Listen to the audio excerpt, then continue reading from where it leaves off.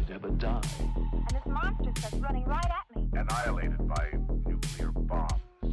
Beast is not dead. I put 4 bullets into him. Oh, you're crazy. But I saw that monster too. All I want is for someone to believe me. Contaminated. Face. Horrible. Looked like it would scare you to death. All right, let's get to work.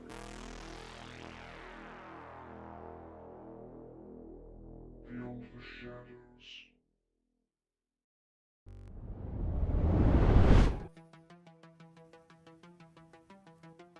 The fire started just after dark.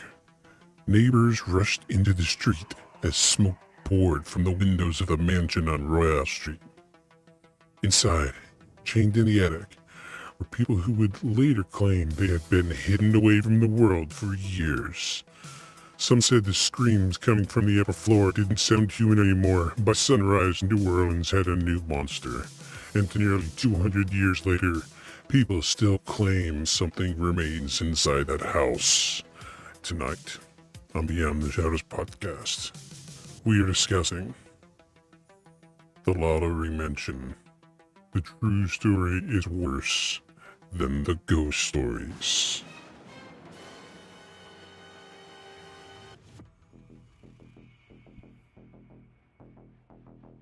Yeah, see how good the intro music changes? Yeah. 30 seconds late. Oh, jeez. Yeah, usually we're right on it, are we? Spot on. My tea took longer to make tonight than usual. Hey guys. Hi. How you doing, Worlds? Thank you for being here. Yes. Thank you. Oh, let me get my little side leg adjusted. Oh, I really like the new intro music. Yeah. It's good. It really drives, like, ooh, heart racing. Yeah. Gets it You going. mean it's your Yeah. fault, Hazel? I It, am hurt. I know, it's my fault. So we have a brand new electric kettle, and I didn't estimate the time correctly. And so I did get my tea, but it took me a little bit longer. I'm sorry. It works great. It works great. It's just when it's full, Yeah. it does take a minute. Yeah. Yeah. Yeah, I'm good.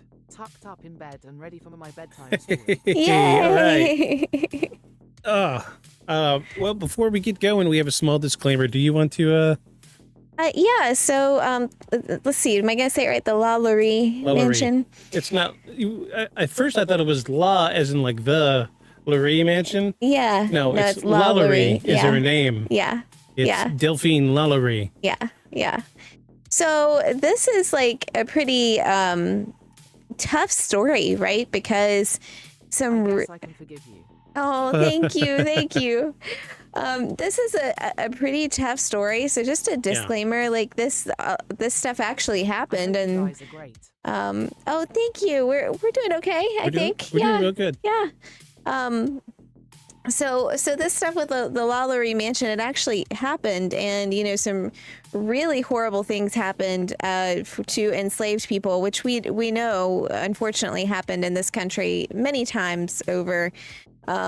But this is a definite record of these things that happened, and so just as a disclaimer, like if that's something that is going to give you yeah, and then also, but just in general, like it's a very traumatic thing, and we just want to make sure that as people are listening, we don't want to cause any more mental harm of things that happened at this place. So just be aware that the story itself is not a pleasing story, and so trigger warning. Yeah. And disclaimer: we're not here to make light of enslaved people or the horrible things that happened in this house. Right. And so we just want to make sure that we are doing our due diligence as Paranormal investigators. paranormal investigators who are covering this in 2026. Yeah. That we're not making light of that situation, because and in fact, I think discussing it in a lot of ways, discussing it still today is really important, because this is not like too terribly long ago in the grand scheme of things. No. And so it's important to understand the really terrible history that our country Yeah. was built on, and so terrible things that happened, and potentially long-standing consequences beyond what we've seen of those things that happened. So, And this isn't the only case. There's many cases like this. yeah. And there are some really, maybe one day we'll cover the torture hotel. Oh my goodness. Yeah, this one's tough. And this one was kind of one that we talked about covering because I went to New Orleans in 2019 and went on a ghost tour, and this was part of the ghost tour. And so there is a very different cultural relationship to death in New Orleans. And so, all along this tour were a lot of fascinating stories, but this one in particular stands out because and we'll talk about this in the course of the episode, but there's some people who believe this place is not only very haunted but still very cursed. Yeah. Just so much as touching it. There are people who live there, visit there, who will cross the street in order to avoid walking on the sidewalk next to this home. Because of things that people have reported have happened to them after literally just touching the outside of it. And so it's a very interesting story. So Sure. yeah. Yeah. So You've been disclaimed. We'll get into it. Yeah. You have been Yeah. disclaimed. Yep. You've been disclaimed. You've been disclaimed. So welcome everybody to Beyond the Shadows podcast. This week we are discussing the LaLaurie Mansion. The true story is worse than the ghost stories. Welcome everybody. My name is Victus. And I'm Hazel. And we are your personal professional paranormal investigators, and welcome to the greatest paranormal podcast in the world, as long as you don't fact check it. This is Beyond the Shadows podcast, where we record a live podcast, one take, no edits, and we try to decide if this week's case is really paranormal or not. Yeah. Hazel, how you doing? I'm doing great, but would you please hit that basil bass drop for me, because it is Basil's It's second Basil's birthday birthday. today. Yeah, we'll hit Basil's bass drop. Save your points, people. It is Basil's second birthday today. Basil base drop.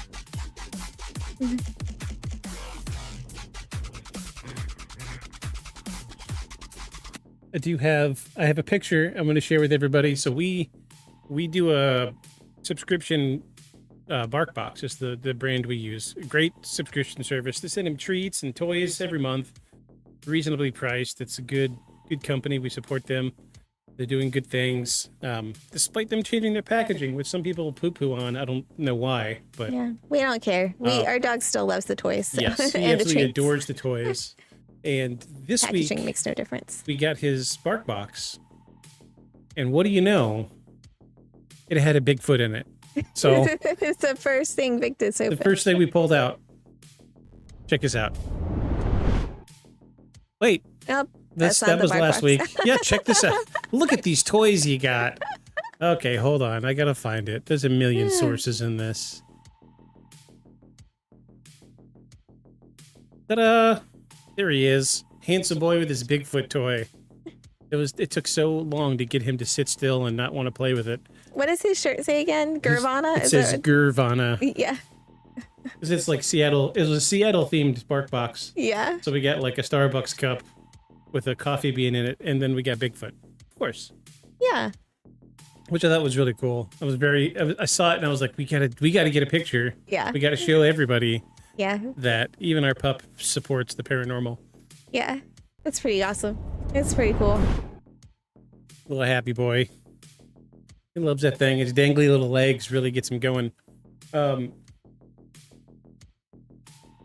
Before we go too far, I want to point out OMG, so cute.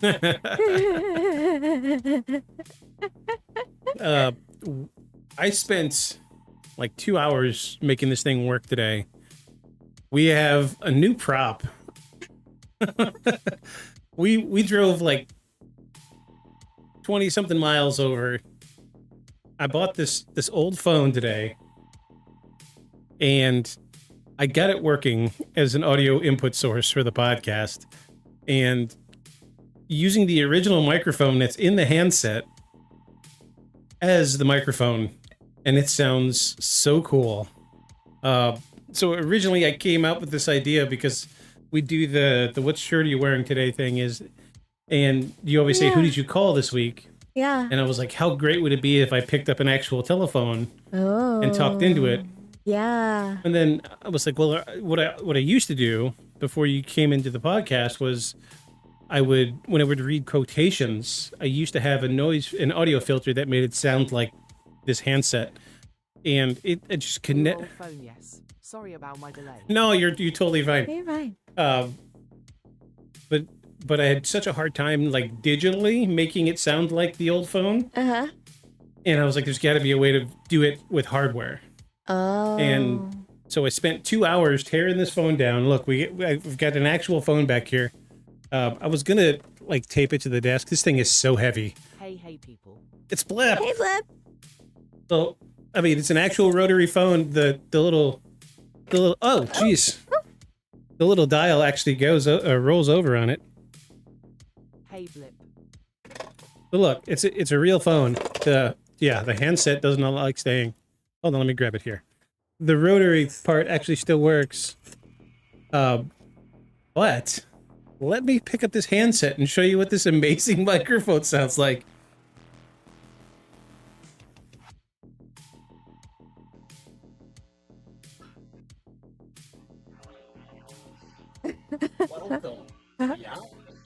Hey, Warriors.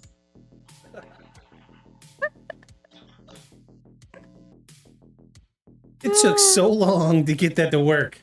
So freaking long. So I actually see how this stupid phone cord. I don't miss phone cords. Oh my god. So yeah, the phone cord had some issues. I fixed it, and then I hooked it up to a not a USB, but a 3.5 millimeter audio jack, and it's plugged into the back of the computer like a microphone. Oh, that's cool. But in order to make it work, I had to actually flip the handset. So this is actually upside down. Oh. The microphone is actually here, and I turned the speaker into a microphone. Oh, okay. That's cool. So I had to do a little research. Apparently, older phones ran on like 140 volts, which is higher than what comes out of the wall socket. Oh. That's 110, which comes out of the wall socket, because I wanted to make the phone ring and do all sorts of stuff. Yeah. Nothing makes the power to make these things ring anymore. There is a transformer in there, but if I gave it Yeah, that's super cool. You're but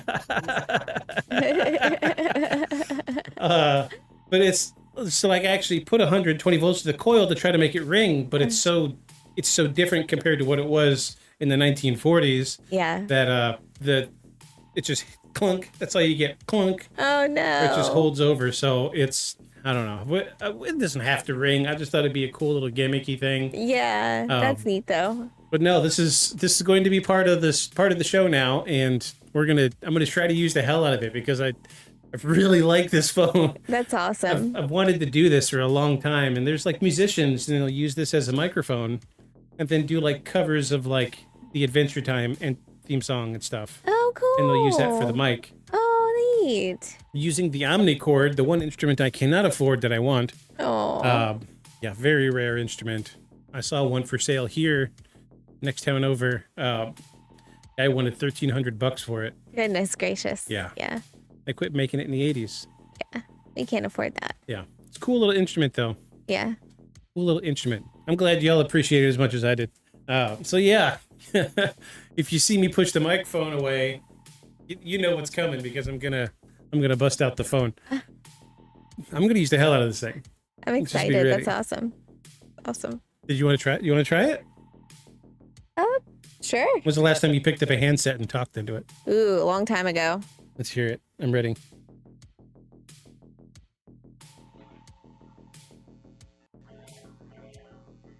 Isn't that cool? Shit. I dig it. I dig it. Oops. I accidentally hit the stop streaming button. Uh-oh. We'll be back. Hold on. It's coming back. Super cool. Oh. All right, cool. I guess it didn't drop. Well, yeah, it did. It says we're only at 20 seconds stream now. All right. Well, We're back. And we're back. sorry about that. I really need to just kill that F. Yeah, I accidentally hit the stop streaming button. I guess it didn't interrupt anybody. We still show yeah, it shows Twitch is offline. Phone was too cool for Twitch clearly. Yeah, I guess. Yeah, I need to disable that button because I hit it on accident. It's right next to the phone button. Oh. Yeah, there we go. We're back up. Clearly indeed. Thank you. Thanks for coming back, y'all. Sorry about that. I get excited. I get to hitting buttons and I get excited. That's true. I Yeah. get excited. And we also, since I put the shelf there, we actually got a place for our wacky waving flailing arm inflatable arm flailing tube man. We do. We do. And he loves it there. He does. He loves the I want to believe poster. I was going to say, that's like the perfect spot for him. 'Cause Yeah. I want to believe. Oh my gosh, I want to I believe. want to believe. All right. Enough dilly-dallying. Enough of the dilly-dally. Y'all ready to get into this week's news and paranormal? Yeah. Ooh, Do it. ooh. Let me do the intro of the news on the phone.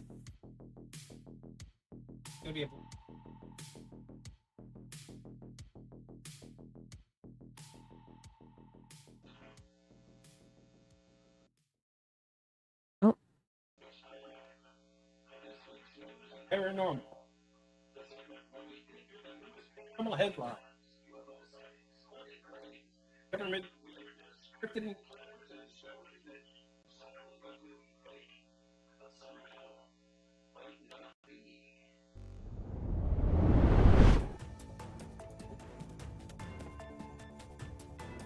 Oh my goodness. Sorry, I'm so excited about that phone.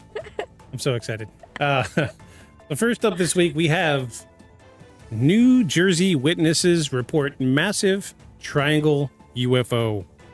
Multiple drivers outside Newark reported seeing a silent triangular object moving slowly across the sky before suddenly vanishing behind cloud cover.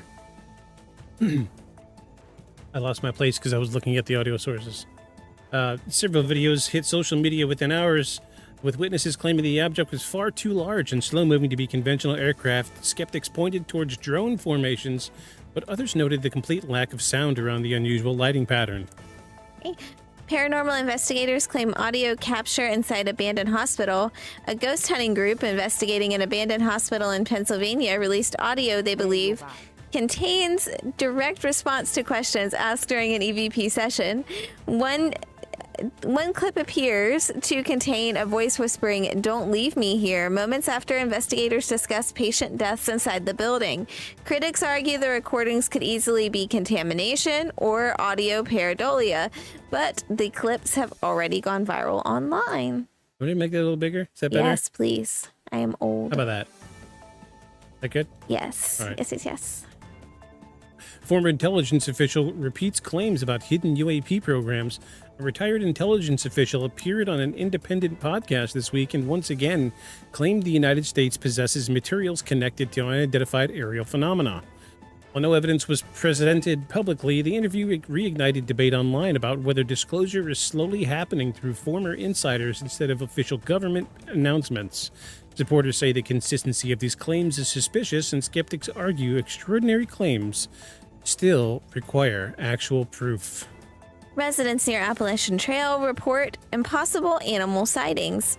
Several hikers in Virginia reported encounters with what they described as a massive, pale creature moving on all fours before standing upright and disappearing into the woods. Rangers have not confirmed any unusual animal activity, but local Facebook groups immediately connected the reports to crawler-style cryptid stories that have spread online over the last few years. And finally, tying in with this week's episode, is New Orleans tour guides say activity around LaLaurie Mansion has increased.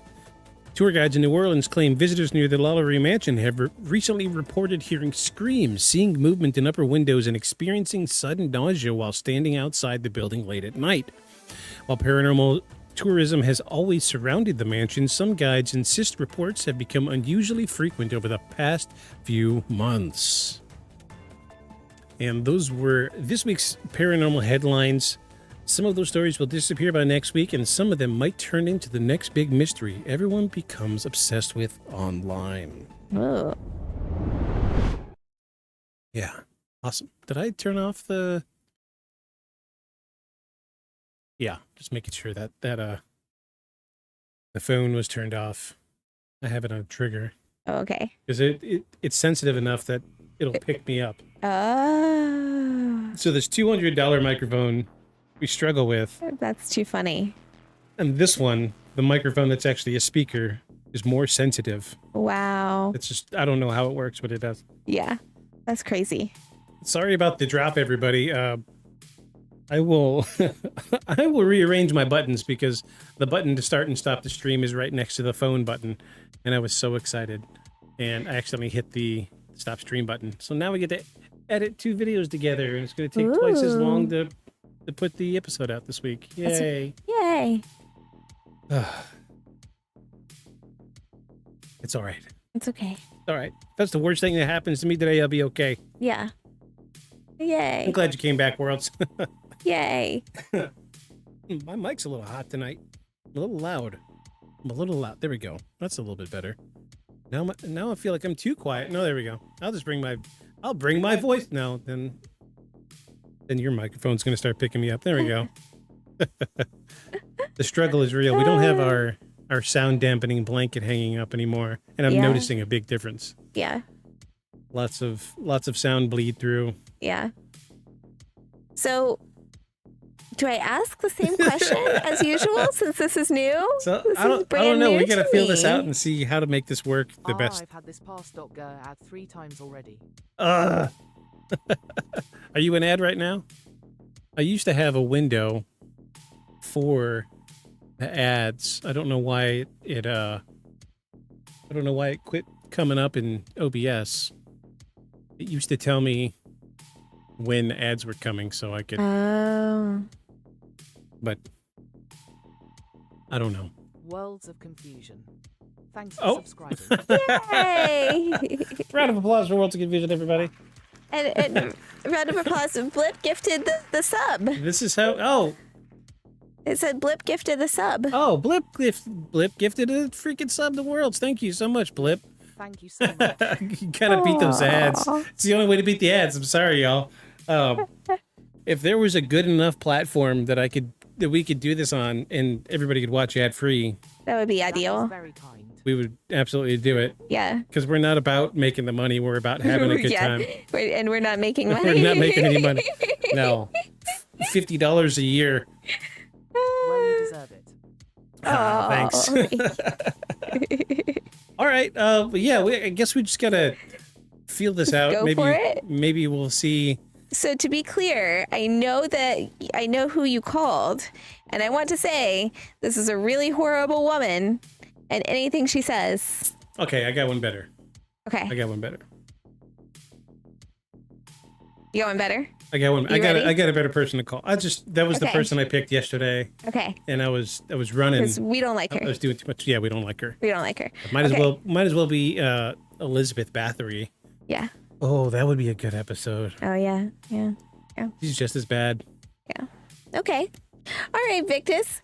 Who did you call this week? I called my least favorite paranormal investigator, Zach Baggins. Oh no. Because officially, he doesn't own LaLaurie Mansion. Unofficially, everybody says he does. Interesting. I didn't know that. Yeah, unofficially, everybody says Zach Baggins bought LaLaurie Mansion. However, the title for the mansion is in the owner of the company. What was his name? I'm actually probably still have it on my... No.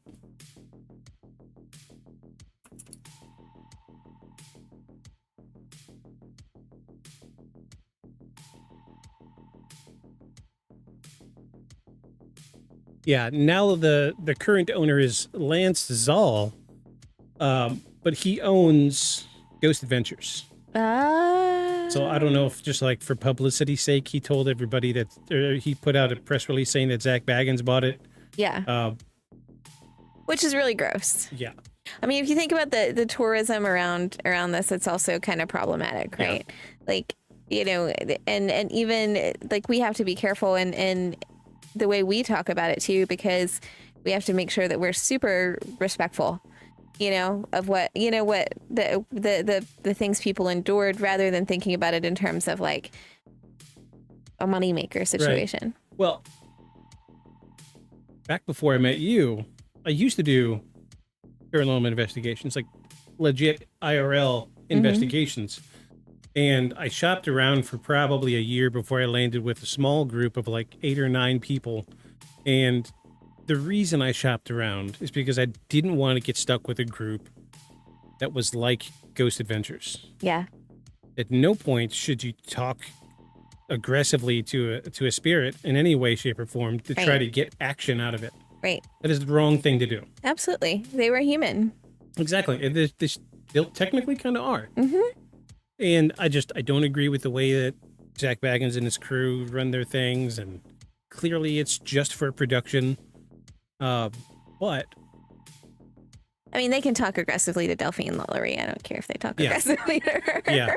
But Like anybody else, no. But like there was some episodes where it's like, come out here, you filthy bastard, and show me what kind of man you are. Come on and scratch me if you think you're a man. Yeah. Like that's no way to talk to a spirit. No. Right. You catch more flies with honey than vinegar. Is that right? Yeah. Is that the expression? Yeah.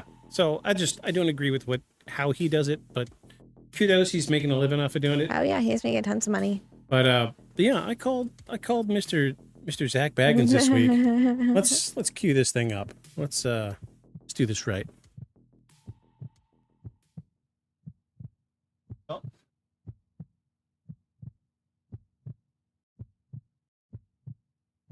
Speaker.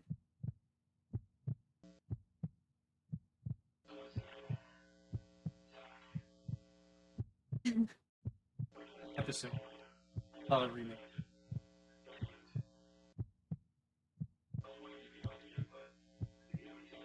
What do you say?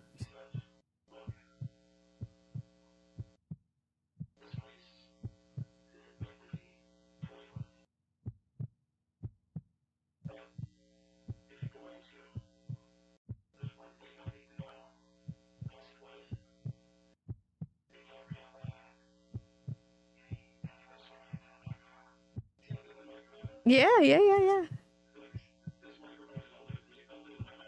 Oh wow.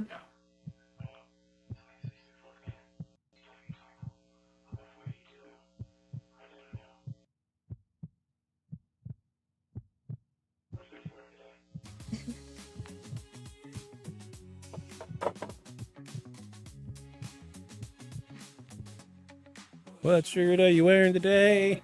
Yeah, I like the phone thing. Yeah. I didn't realize that there was actually a delay.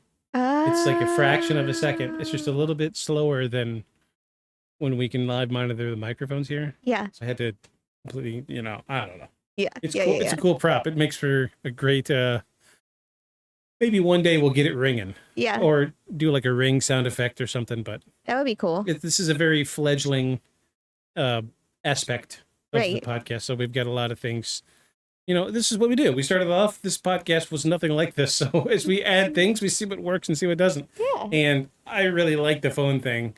It is A hardware cool. junkie over here. But yeah.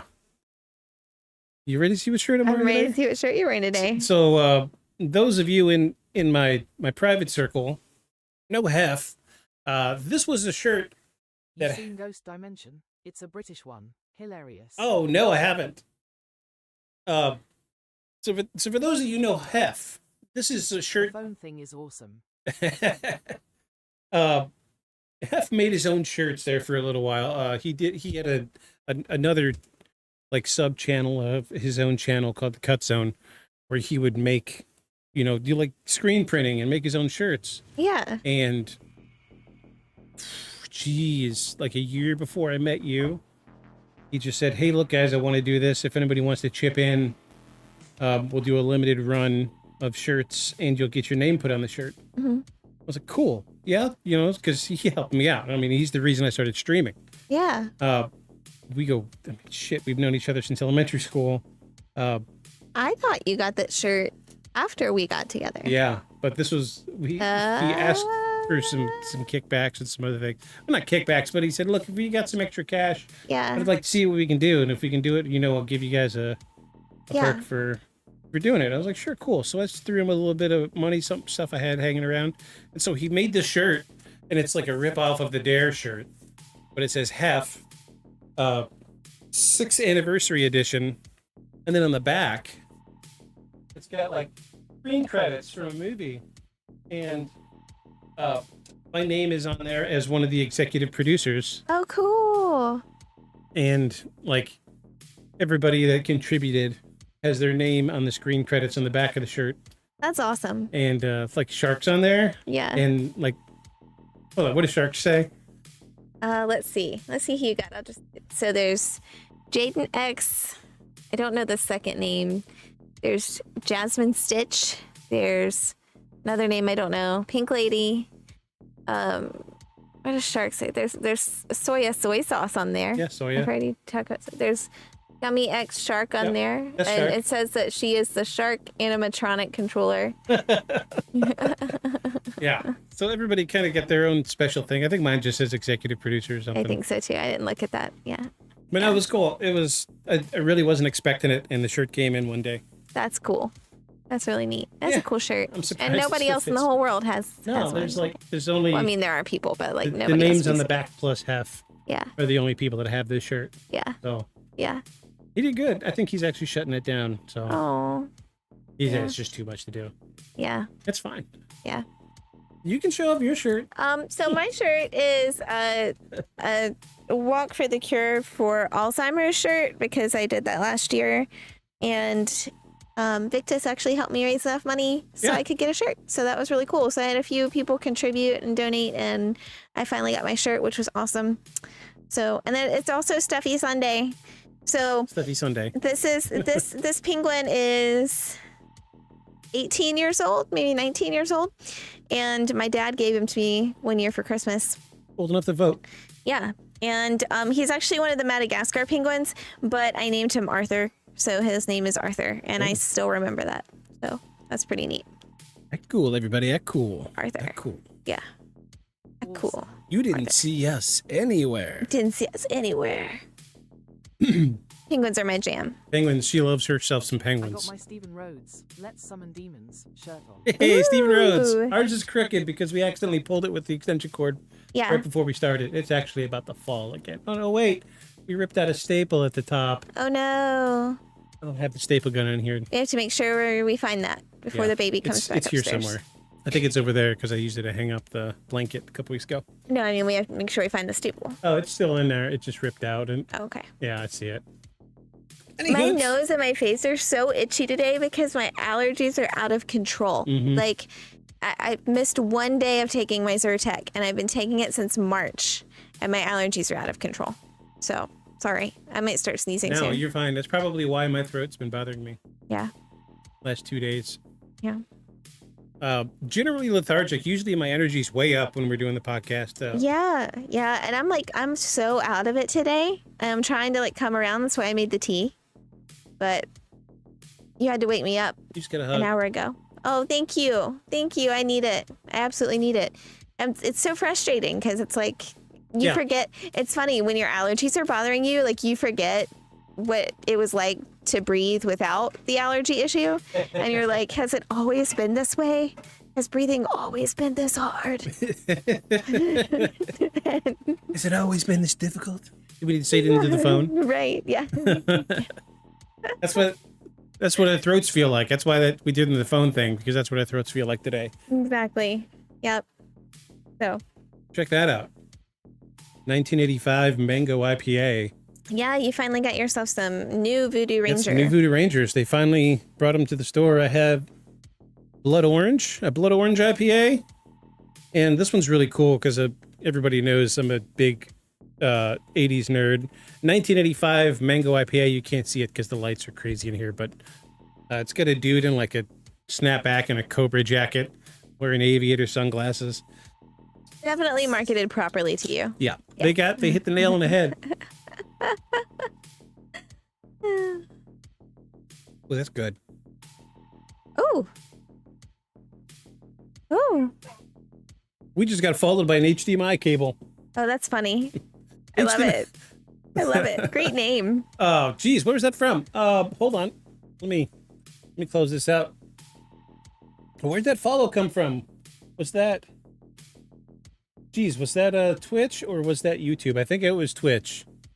I think. We'll get a notification here in just a second. HDMI cable, thank you for the follow. Welcome to Beyond the Shadows podcast. You've landed on the craziest fucking paranormal podcast.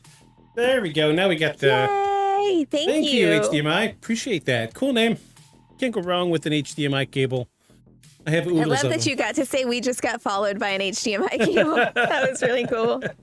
Welcome, HDMI cable. We'll call you Cable. How about Cable? Welcome, Cable. Glad you're here. My name's Victus. I'm Hazel. And we are professional paranormal investigators. We are the greatest paranormal investigators on the planet, as long as you don't fact check it. And tonight we're going to discuss the LaLaurie Mansion. Yes. And we're glad you're here. You missed all the crazy intro shenanigans and our small talkeronies. Wow, it feels like we've been going for like an hour. We've only been going for 30 minutes. Wow. That's funny. Twitch dropped, but YouTube didn't. Oh. Okay. I guess there's just enough. I needed to fix that where the delay doesn't kick out. But thanks, Cable, for the follow. You're pretty great. I gotta admit. Round of applause, everybody, for Cable. Everybody loves HDMI cables. Where would we be without them? There certainly wouldn't be two monitors in front of me. No. Well, no, one of them's a display port. Sorry, Cable. It's a conversion from a display port to an HDMI. I'm sorry I didn't have an extra display port. Yeah. So that's the way it goes. Any hoots and hollers. Welcome in. We're about to get started. Before we get going, Hazel, you do have some experience with this. I know you talked about it a little bit at the beginning. A little bit. You know more about it than I do. Just a little bit. Yeah, it's just in that, like, going to visit and walking around. So I really should have worn my Museum of Death tank top tonight because while I was in New Orleans, I went to the Museum of Death, which was very interesting. And is that the one that shows like medieval torture contraptions? It shows all kinds of things. And honestly, it's been like 7 years, so I really don't remember a lot of the stuff that was in it, but I do know that like when you get to the end there's a gift shop. Now my shirt doesn't say this, but there were shirts that say like I made it through the Museum of Death without passing out, because there are people who pass out. Really? Yeah, the in there, and it's not like the thing is, the wild thing about that place is that you can like choose what to look at. You don't have to look at anything too like gory, or you could just like read different things and not really look at anything picture wise. But I chose to kind of go that route, right? Like not necessarily look at anything too gory, and I felt lightheaded anyway, like and it really had nothing to do with seeing anything gory. It was but there's a lot of interesting... Oh wow, a taxidermy dog from the shoulders up. That's a little weird. Yeah, there's a lot of interesting history kind of stuff in there too. And again, like, depending on where you're at and where you're going, which you're touring there, you see a very different relationship, right, with death. And so, and I think you and I have this kind of same mentality of a healthy respect for it, because we know we're all going to have to face it. Yeah. And so there's a lot of things we can learn from history and human interaction, and there's a lot of things we can learn from death, and not necessarily being afraid of what's the end, kind of. Right, yeah. And so it's a very interesting place. And I say all that to say, like, we only spent a couple days there. There were like 8 of us, and we were in a 1-bedroom, 1-bathroom B&B situation. Or not maybe Airbnb situation. And so we didn't really go out and party or anything, but we did a lot of the tours like that, ate a lot of good food. And the one tour that we went on that was a ghost tour in the evening, the tour guide was very interesting, very charismatic. And that like a lot of the things that you have to be aware when you go on these tours that, you know, they're there to make money. And so a lot of the things that you're being told, you know, especially now, 7 years later, I look back on it and go, I should have been Googling some of this stuff to kind of see how legit this, that, the other thing, you know, were, what's been embellished. And so for the sake of making money. But, you know, it was all still very interesting. And it kind of started me down this path of being, I guess, more, I'm trying to think of the right word here. Emo? No, not emo. I was always emo. If you knew me in high school, I was always emo. No, but it made me just, I guess, I don't want to use the word interested again, but that's how I feel, like interested in learning more about what actually happened historically in some of these areas and the impact it had. And, you know, we think about it long-term impact on generations that followed and maybe continue to live there, right? But then also moved away. But then you also have to think about it in terms of if you believe that there are residual hauntings or actual hauntings of different areas.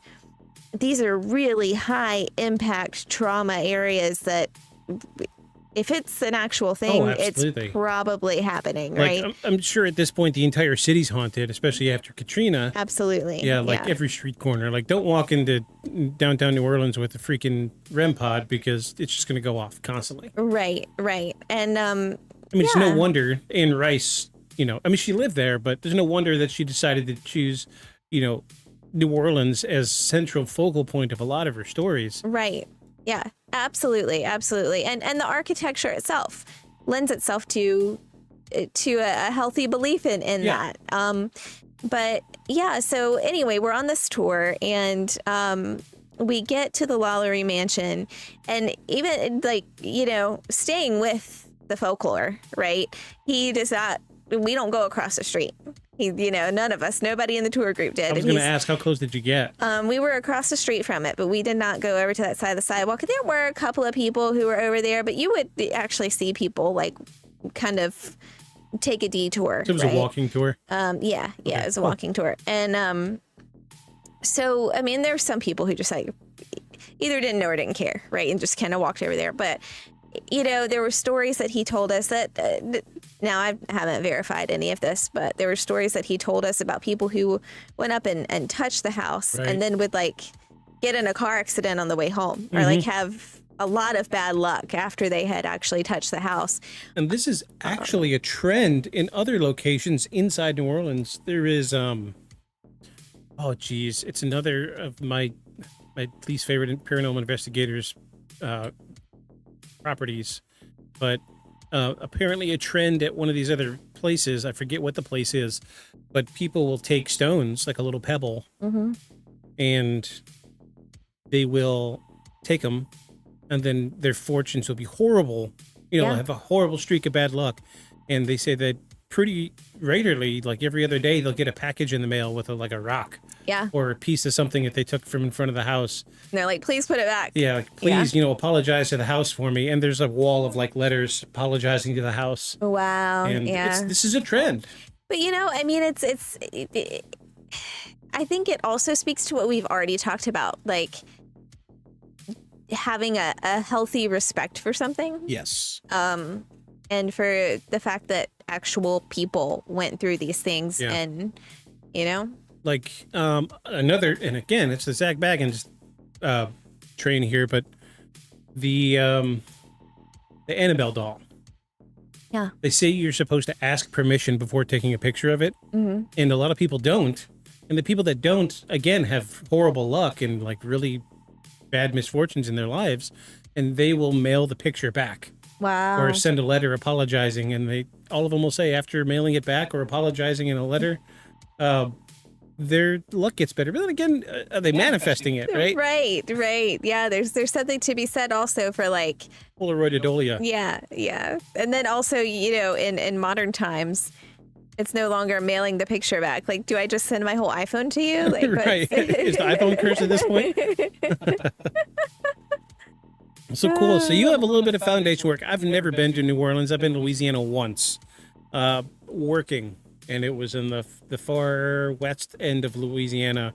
Yeah, I was there for like 2 hours and I was gone, but I will say I did enjoy it. Again, we didn't party all night like a lot of people did. When we would go in, people were just starting to party, and so there were all kinds of crazy things happening, you know, on the street. right. But then we'd go in, go to bed, get up. We'd get out at between 6 and 7 in the morning to kind of start going places, and they would be coming through to clean the streets because, and they did it every, you know, as far as I know, every morning day, because yeah. it's not a pretty sight. They actually in the have morning. an air freshener truck in Louisiana now. Okay. And it's like organic orange mist that they spray through the streets. That makes sense. And it's crazy. There's that much shit happens in a city that they got to run an outdoor air freshener every single day. Yeah. Yeah, it's pretty... the streets are pretty gross than the first thing in the morning. But after they come through and clean them, they're just beautiful again, you know? So, They must have a fantastic budget. yeah. Well, all the tourism, I suppose. Yeah, absolutely. Taxes out the ass. All right, friends. Well, let's get into it. Again, tonight we're talking about the LaLaurie Mansion. And I'm kind of new to this subject, but I know a little bit about it. Yeah. But Hazel cherry-picked this one for us tonight. Yeah. You told me And- to pick one last week, Yeah. so Uh, yeah. But I will say next week is our 100th episode. MLG Horn. Our 100th episode, so I guess we'll do onesies next week, and we're going to recap our first episode of the podcast. I'm very anxious to get back into this, but it's going to be good fun. I'm really looking forward to next week as well. I look forward to every weekend. Yeah, I do This too. is- I look this forward to every weekend with you and our friends. Yes, Yeah. our friends, Our and our new friends. friend Cable, Yeah. HDMI cable. Everybody loves a good HDMI cable. Do you want to switch it up this week? Do you want to do the first one, or you want me to do the first one? It's up to you. It's your don't mind. case. Do you want to do it? I can do it. Sure. Let's do it. I will run these sound effects, and you got it, girl. Hey. Act 1. New Orleans, Royale Street, and the woman everyone trusted. New Orleans in the early 1800s was already a city that felt haunted before anybody ever attached ghost stories to it. The streets were crowded, loud, humid, and constantly smelled like smoke, alcohol, mud, and river water. The city was a strange mix of cultures that didn't fully trust each other, but depended on each other anyway. French influence still controlled much of high society, Spanish architecture lined entire blocks, and enslaved people carried out most of the labor, and the wealthy treated appearances like a survival tool. And in that city, appearances meant everything. Because in New Orleans society during the 1830s, your reputation could protect you from almost anything. Which brings us to Delphine LaLaurie. Now, before this story became paranormal legend, before ghost tours, horror documentaries, haunted TikToks, and TV specials, Madame Delphine LaLaurie was seen as respectable, wealthy, elegant, important. She attended social events, hosted parties, and moved comfortably through upper-class New Orleans society like somebody completely accepted by the people around her. That's the part that makes this story unsettling right away, because she was a monster. Usually history warns you when a monster enters the room, and this story doesn't. Delphine McCarty was born in 1787 into a powerful New Orleans family with deep social connections. The McCarty name carried weight. Politics, money, influence, it was all there. She grew up around privilege, and from the outside, her life looked almost designed for high society. Over the years, she married multiple times, each marriage further strengthening her social standing. Eventually, she married Dr. Leonard Louis Nicholas LaLaurie. I guess that's how you know you're important. You have like 3 6 first names. Yeah. And this is where the name everybody remembers comes from. Together, they purchased the property that would later become one of the most infamous buildings in America, the mansion at 1140 Royale Street in the French Quarter of the New Orleans. Now, if you look at the mansion today, it honestly doesn't scream horror movie at first glance. It looks expensive, historic, elegant, tall windows, iron balconies, the kind of place tourists stop and photograph because it feels old and mysterious. But back then, it represented status. Owning property like that in the French Quarter wasn't just about wealth. It was about visibility. You wanted people to see your success. You wanted your home to communicate power before you even spoke. But back then, it represented status. Owning property like that in the French Quarter wasn't just about wealth. It was about visibility. You wanted people to see your success. You wanted your home to communicate power before you even spoke. Oh, I think I got that one twice. Sorry, I got distracted because I saw you looking up the actual mansion. And by the most accounts, the LaLauries succeeded at exactly that. The couple entertained guests frequently. Parties were held there. Important people visited. Madame LaLaurie reportedly dressed elegant and carried herself with confidence. To many outsiders, she appeared as refined and sophisticated. But behind the public image, rumors had already started spreading. Not ghost stories, human stories. Stories about the way enslaved people inside the household were treated. Can you scroll down for me? Sorry, I was distracted too. Now, this is an important part of the episode because separating documented history from exaggerated legend gets difficult with the case. The internet has a habit of blending verified events with stories that appeared decades later. Some versions turned Delphine LaLaurie into an almost supernatural villain from the start, but historically the first whispers surrounding her weren't paranormal at all. People in New Orleans noticed things. Servants looked terrified. Some appeared physically abused. And so in this case, we're looking at enslaved people here. Neighbors claimed enslaved people entering the mansion looked frightened in ways that stood out even before the brutal standards of the time period. And that last part matters because enslaved people were already experiencing something horrific. So when people living in the house came and went, something isn't right here gets said a lot. There are also historic records showing complaints that had been made about LaLaurie's treatment of enslaved people before the famous fire ever happened. One widely repeated account involves a young enslaved person who reportedly fell or jumped from the roof of the mansion while trying to escape punishment from Madame LaLaurie. Different versions of the story exist depending on the source. Some say the girl was being chased with a whip. Others claim she was trying to avoid severe punishment after snagging Delphine's hair while brushing it. Again, important distinction here. We can verify parts of the event historically, but some details become dramatized over time. What appears consistent is this: a young girl died on the property, and city officials became aware enough of accusations against LaLaurie that an investigation occurred. At least publicly, authorities responded by forcing the LaLauries to forfeit several enslaved people from the household due to cruelty allegations. Now, you'd think that this would have ended her position in society immediately. It didn't. Because money talks louder than morality, especially in that era. Historical reports suggest that family connections may have helped re-enslave some of the individuals through intermediaries. In other words, punishment may have been more performative than meaningful. And that's where the story starts becoming psychologically disturbing. Because the city knew the rumors existed, authorities had concerns, people talked, and yet the parties continued. The mansion stayed active, guests still attended events there. Imagine how terrifying that must have felt for the people trapped inside that house, knowing the world outside could hear rumors, but nobody was truly stopping it. That feeling, being trapped behind a polished public image, is what gives this case its power before paranormal claims enter the story. The mansion becomes almost symbolic of hidden evil, beautiful on the outside and rotting underneath. And over time, the rumors grew worse. Neighbors reportedly noticed the people disappearing.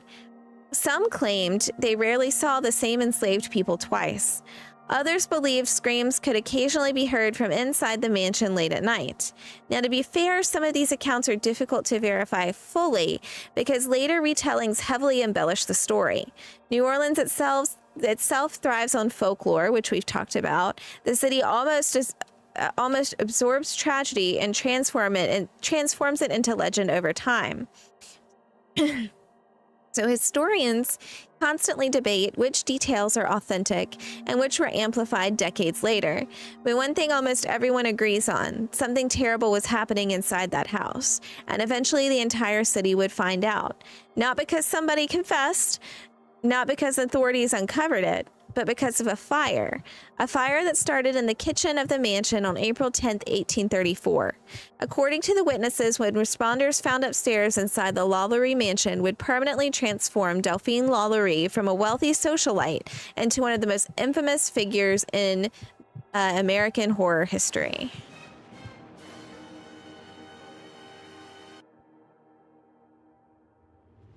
So I think it is important to kind of note that, you know, as we pulled information for this episode, there are various like words that are used to describe what happened in this house and the people who were affected. And we're trying to be very careful to use the phrasing enslaved people here, because, you know, that feels like the most appropriate term here to remind us that, you know, we're dealing with actual people who were experiencing a crime against them. Yeah. And so, so if you see us kind of like pause over the words a little bit, we want to make sure that even though some of the wording we found in other places isn't reflective of that we're trying to be respectful and reflective of that. Yeah, we actually went through the entire document, did the Control F and replaced the word slave with enslaved people. Mm-hmm. But apparently it also dropped the word enslaved people in the middle of enslaved people.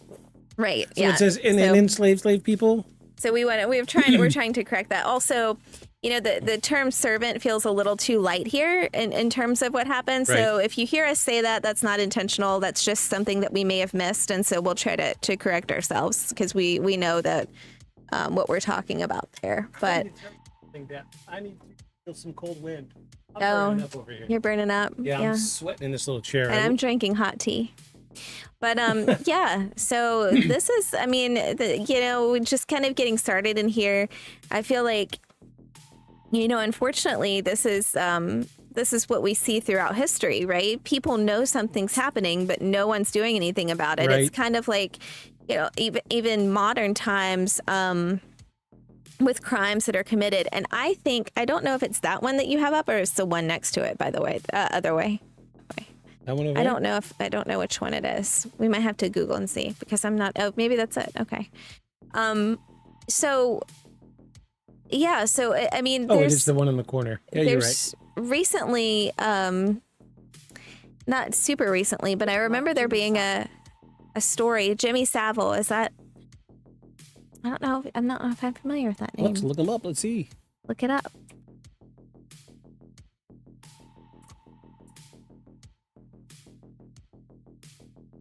Oh no! The first thing that comes up is, who is Jimmy Savile and what crimes did he commit? Oh my gosh. Oh geez. Yeah. Interesting.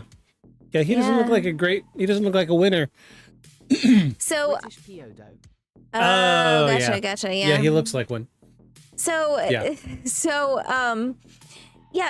But I'm also thinking specifically of, like, there was a case where, you know, a woman was being hurt in the street and she was yelling for help, and all of her neighbors just did nothing. Like, they didn't call 911 or anything, and she ended up being killed or something. And like, you know, so this is kind of something, unfortunately, that happens throughout history, is people know and they just do nothing. Right. Yep. And so yeah. And again, like I was telling you earlier about the murder hotel. Mm-hmm. This guy literally built a hotel around a torture chamber, and almost everybody that went in was tortured and killed. Like 3,000 or 4,000 bodies were found in the foundation once the place burned down. And I do believe at one point somebody ran outside screaming, "He's trying to kill me." And people just looked at I think it was a young woman, and just kind of shook their heads. And dude literally ran outside, dragged her back in. Wow. And nothing happened. Wow. But that's for another time. Yeah. Yeah. So yeah, we've got a picture here of the LaLaurie Mansion. Not quite what I was expecting. Yeah. Not for New Orleans. Yeah. This is street view of what it looks like today. I wasn't expecting that. Yeah. I really wasn't. Like, I guess in 17, or I guess it's 1800s, this would be considered a mansion.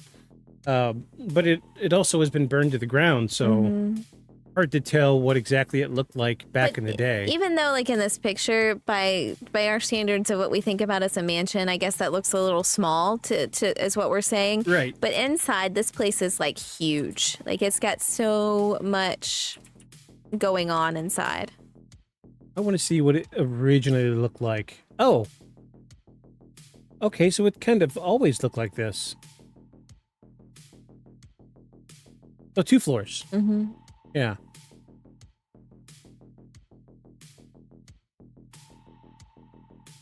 I guess in the grand scheme of things, yes, it does look like a mansion compared to everything else on the street in these older photos. Yeah. Wow, look at that one. Mm-hmm. Yeah. Yeah, I guess you could call it. But look, it's crazy because it's like you could see daylight through it. Was there even anything up there? I don't know. That's totally weird. Yeah. But yeah, it's almost like the mansion from Interview with the Vampire, the new series. Right. It's like the mansion. The mansion. Yeah. I'm gonna say mansion because that's what they called it. And that's really not surprising that It looks it would very, be very similar to this. Yeah. And But I would be willing to wager that the majority of the larger houses on this block look the same. Yeah, like look at. right. Yeah, look. Let me go back here.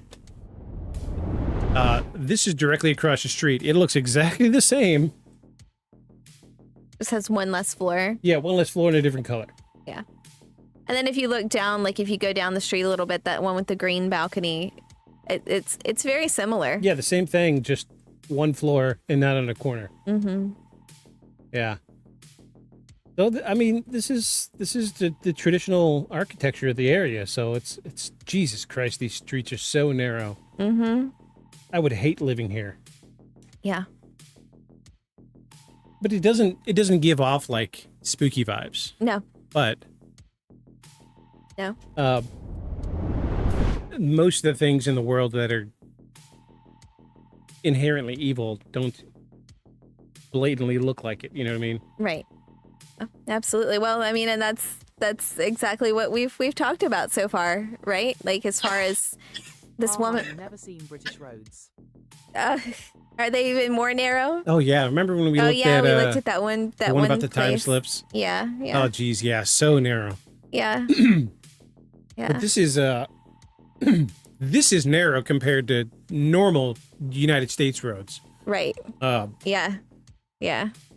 Excuse me. So before we do Act 2, Yeah. I need a bathroom break. Whoa! And for once, I don't. Oh, that's funny. Do you want to start Act 2 then, while I run to the bathroom? We'll chatter a little bit, and then Okay. we'll see if we can't drag it out a little bit. I'll be right back. Hazel will return.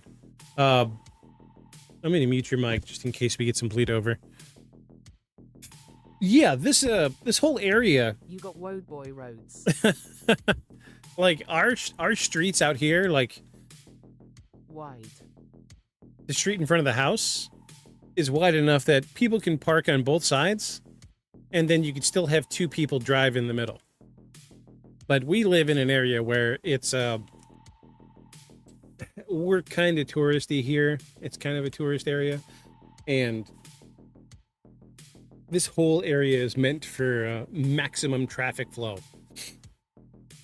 Oh, it's so weird taking my headphones off while I'm live. So weird. I'm so used to hearing this backing track. Yeah, these streets are like very, very narrow for the United States. Let me get a couple of these beer cans off my desk.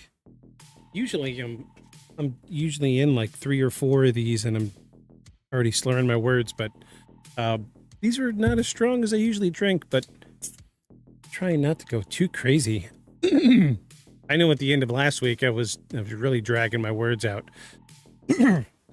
But so yeah, this is probably the big reason she picked Hazel picked this episode, was because she does have some experience with this area.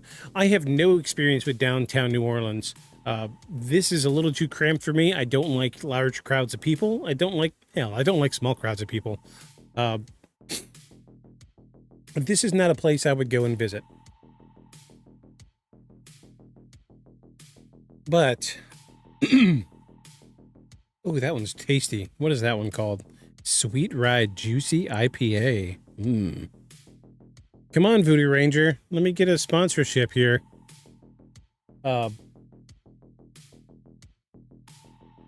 Excuse me. Trying to shake this little I've got going on, but it's not happening. So all right, the LaLaurie Mansion. This is a really unique kind of placement. I'm just really looking at this, and I'm seeing like this doesn't look like I would really like to see what this looked like back in 1834. Because A wee tickle in ye throat. yes, that is precisely what I have. Just enough to give me like discomfort. I can't stand it. But yeah, I would love to see what this looked like in the 1800s, because I feel like it really would drive home kind of like a basis for most of the story. I wonder if I could find a picture of it, or at least like a drawing.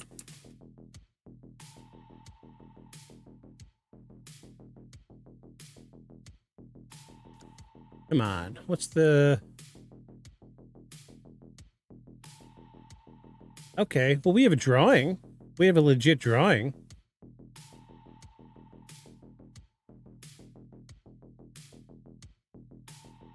Let's look at this drawing. So this drawing was made in 1831, and judging by the illustrations here, we're actually seeing what looks like a tall, like 8-foot tall wall on both sides of the building. So I think at this time, this was the only building in the vicinity. That's what I'm gathering. 1830. Well, it says erected in 1831. Well, shit. That's what I get for reading dates before going too far into it. But no, I'd really like to know. Oh, okay. Here, look. Here's an illustration of when it was burning. And yeah, look, all the other buildings next to it are pretty tall. But oh wow, fire brigades have changed since then. Oh, definitely. Yeah, so while you were gone, we were trying to find the oldest image we can find, because I'm really curious to like the buildings around it. Yeah. When it comes to something like this, because we do have a lot of interaction between people leaving the building and, you know, the public interaction with this place. I think it's important to take into context what the place looked like and what was around it. But, you know, judging by this illustration, it's probably not far off of this. Right. I can imagine, you know, it was probably a dirt road. And what's...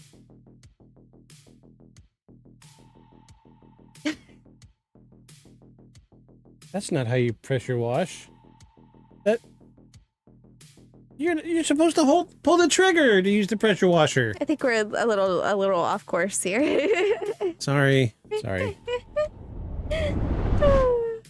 All right, I'm closing all these images. Okay. I'm closing them all. Okay. Let me get this slap back into position. No, not over there, over here. Ah. No, dang it. Wrong window. Oh, that's why I do this before. And oh my gosh. Now you've Now I lost the script. lost the script. Oh, there we go. There it is. Totally weird. Okay. Anywho, it's all right. So we're gonna get off into Act 2, everybody. Act 2. The rumors behind closed doors.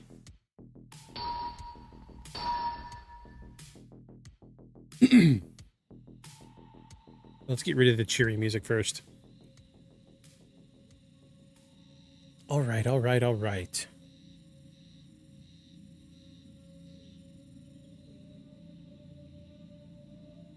gonna juice myself up. That's another reason I drink these, because when I don't feel good, it makes me feel a little bit better. Makes me forget about the I got going on. Anywho, it's justifying my drinking over here, my 1 day a week. So by the time the fire happened in 1834, the LaLaurie Mansion already had a reputation. Not publicly, not officially, but quietly. The kind of reputation people whispered about behind closed doors and then immediately stopped discussing when the wrong person walked into the room. And honestly, that might be one of the creepiest parts of this entire story. Not the ghosts, not the hauntings, the silence. Because even if half the rumors surrounding the mansion were true, the dozens of people in New Orleans suspected something horrible was happening long before the fire exposed it. They didn't just stop it. Now, when researching this case, you immediately run into a problem. Almost every modern retelling adds details that are impossible to verify. Some stories claim the mansion contained torture chambers straight out of horror movies. Others described experiments, mutilations, and grotesque medical procedures that sound more like urban legend than documented history. And to be fair, some of that is probably exaggerated. The frustrating thing is, the verified historical material is already disturbing enough. You don't need to invent monsters when the reality was monstrous on its own. And as the rumors spread through New Orleans society, people reportedly began noticing patterns around the mansion.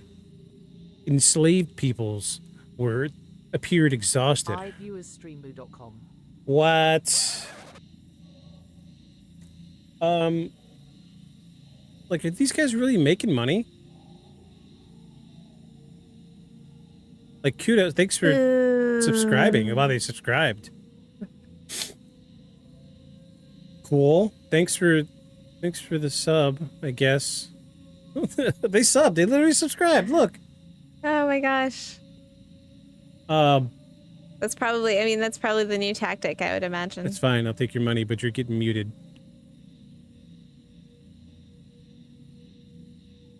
Oh, I gotta go full screen. Hold on. We have to mute. What did they call them? A possible evader? Is that what they call it? Suspicious user, ban evasion monitoring. Ah, jeez. Yeah, go ahead and ban them. Sorry, friend. I don't know if they're a friend. Sorry, not friend. Sorry, person from Russia trying to sell viewers. Ain't gonna happen here, buddy. You talking to broke ass motherfuckers? We ain't got no money to spend on viewers. Our dog just had a birthday. Yeah, our dog just had a birthday. You think we can afford viewers? You think we can afford to buy viewers when we live with this? Basil-based Bob.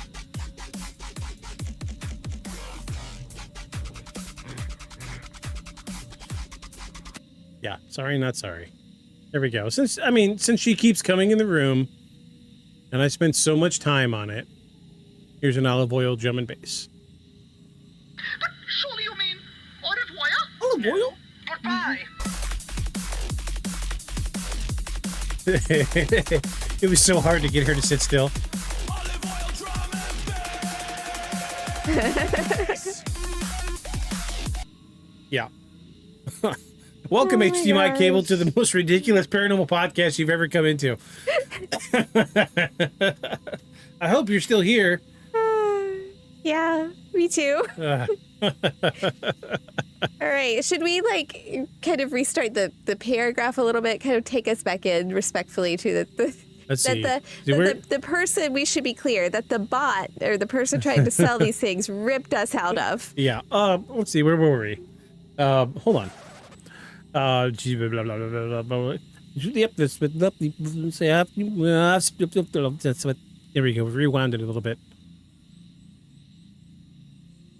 As rumors spread through New Orleans society, people reportedly began noticing patterns around the mansion.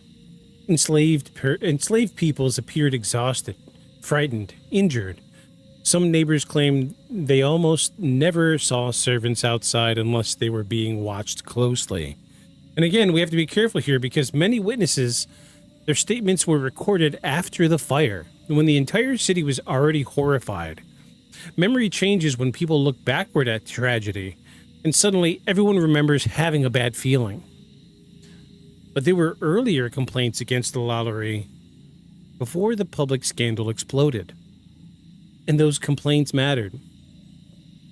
One of those accounts that continued circulating involved chained individuals being seen through upper windows of the mansion. Another described hearing screams late at night. Some reports claimed the upper floor of the home was deliberately kept isolated from visitors. And if you think about it, wealthy homes at that time were just designed around presentation. Guests saw what owners wanted them to see. Public rooms downstairs would have been polished and elegant, while servants and enslaved people remained mostly hidden from view. The mansion itself almost functioned like a stage set. Beautiful downstairs, unknown upstairs. And according to later testimony, that separation may have hidden wow, I really screwed that one up. Horrific abuse for years. Now, this is where the story starts entertaining dangerous territory historically, because many modern versions repeat claims that came from much later retellings rather than the original documentation. For example, one famous story claims bodies were discovered mutilated beyond recognition in elaborate acts of torture. The problem is historians still argue about how much of that came from sensational newspaper reporting after the fire. And newspapers in the 1800s were absolutely capable of exaggerating stories for attention, especially stories involving wealthy elites, violence, and a scandal. So instead of pretending every rumor is fact, it's probably more accurate to say this. The verified reports described conditions horrifying enough that later generations turned the mansion into a nightmare symbol. And honestly, that makes sense, because people tend to mythologize places where evil occurred. You see it constantly throughout history. The truth becomes a foundation. The folklore builds on top of it. Now, there's another detail that really changes the way that people look at Delphine LaLaurie. Despite all the rumors, and despite prior investigations, and despite accusations of cruelty, she remained socially accepted for years. And that tells you something uncomfortable about power. If somebody poor had been accused of even a fraction of these stories, their life would have been destroyed instantly. But Madame LaLaurie kept hosting parties. People still attended dinners, still shook her hand, still smiled at her in public. And I think that's why this case unsettles people more than the standard ghost stories. It forces you to realize monsters don't always look monstrous. Sometimes they look polished, educated, wealthy, and charming. Sometimes they live in mansions and throw expensive parties. But there's also something psychologically terrifying about the possibilities that visitors walked through the house while unimaginable suffering existed only a few rooms away. Imagine attending a dinner party there. Candles lit. Music playing. People drinking wine and laughing downstairs. Meanwhile, somebody upstairs might be chained to a wall, praying not to be noticed. And that contrast is horrifying. And according to multiple accounts later, Delphine herself maintained a strange emotional distance in public. Some descriptions portray her as calm, even when confronted with accusations, controlled, almost detached. And again, we have to acknowledge that some descriptions were written after the scandal exploded, so there's always the risk that people retroactively describe her as a villain because they already knew the ending. But enough independent reports survived that historians generally agree that she had a reputation for cruelty before the fire. Now, eventually, even New Orleans society started struggling to ignore the rumors completely. One especially important detail involved the cook working inside the mansion. According to historical accounts, the cook was elderly and had reported being chained to the stove. And that detail becomes extremely important later because on April 10th of 1834, a fire broke out in the mansion. And witnesses would later claim the cook admitted she intentionally started it. Not to escape, but to die. According to some accounts, she feared being taken upstairs. And by that point, people in New Orleans had already begun associating the upper floor of the mansion with something deeply wrong. Think about how terrifying that implication is. Whatever existed upstairs was apparently feared so badly that setting the building on fire seemed preferable. Now, as smoke spread through the mansion, crowds gathered outside Rail Street. Fires in tightly packed sections of New Orleans had become catastrophic fast, and people rushed toward the scene to help contain it. But according to the reports that night, something immediately felt strange. Witnesses claimed LaLaurie seemed unusually reluctant to allow people across the parts of the home.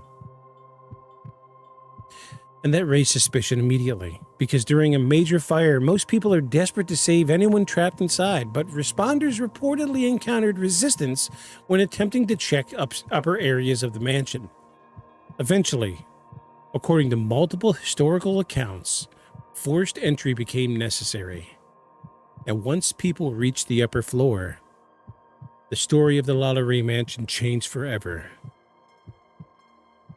Because hidden upstairs, away from guests in public view, authorities and witnesses reportedly discovered evidence that transformed Delphine LaLaurie from controversial socialite into the center of one of the darkest stories in American history.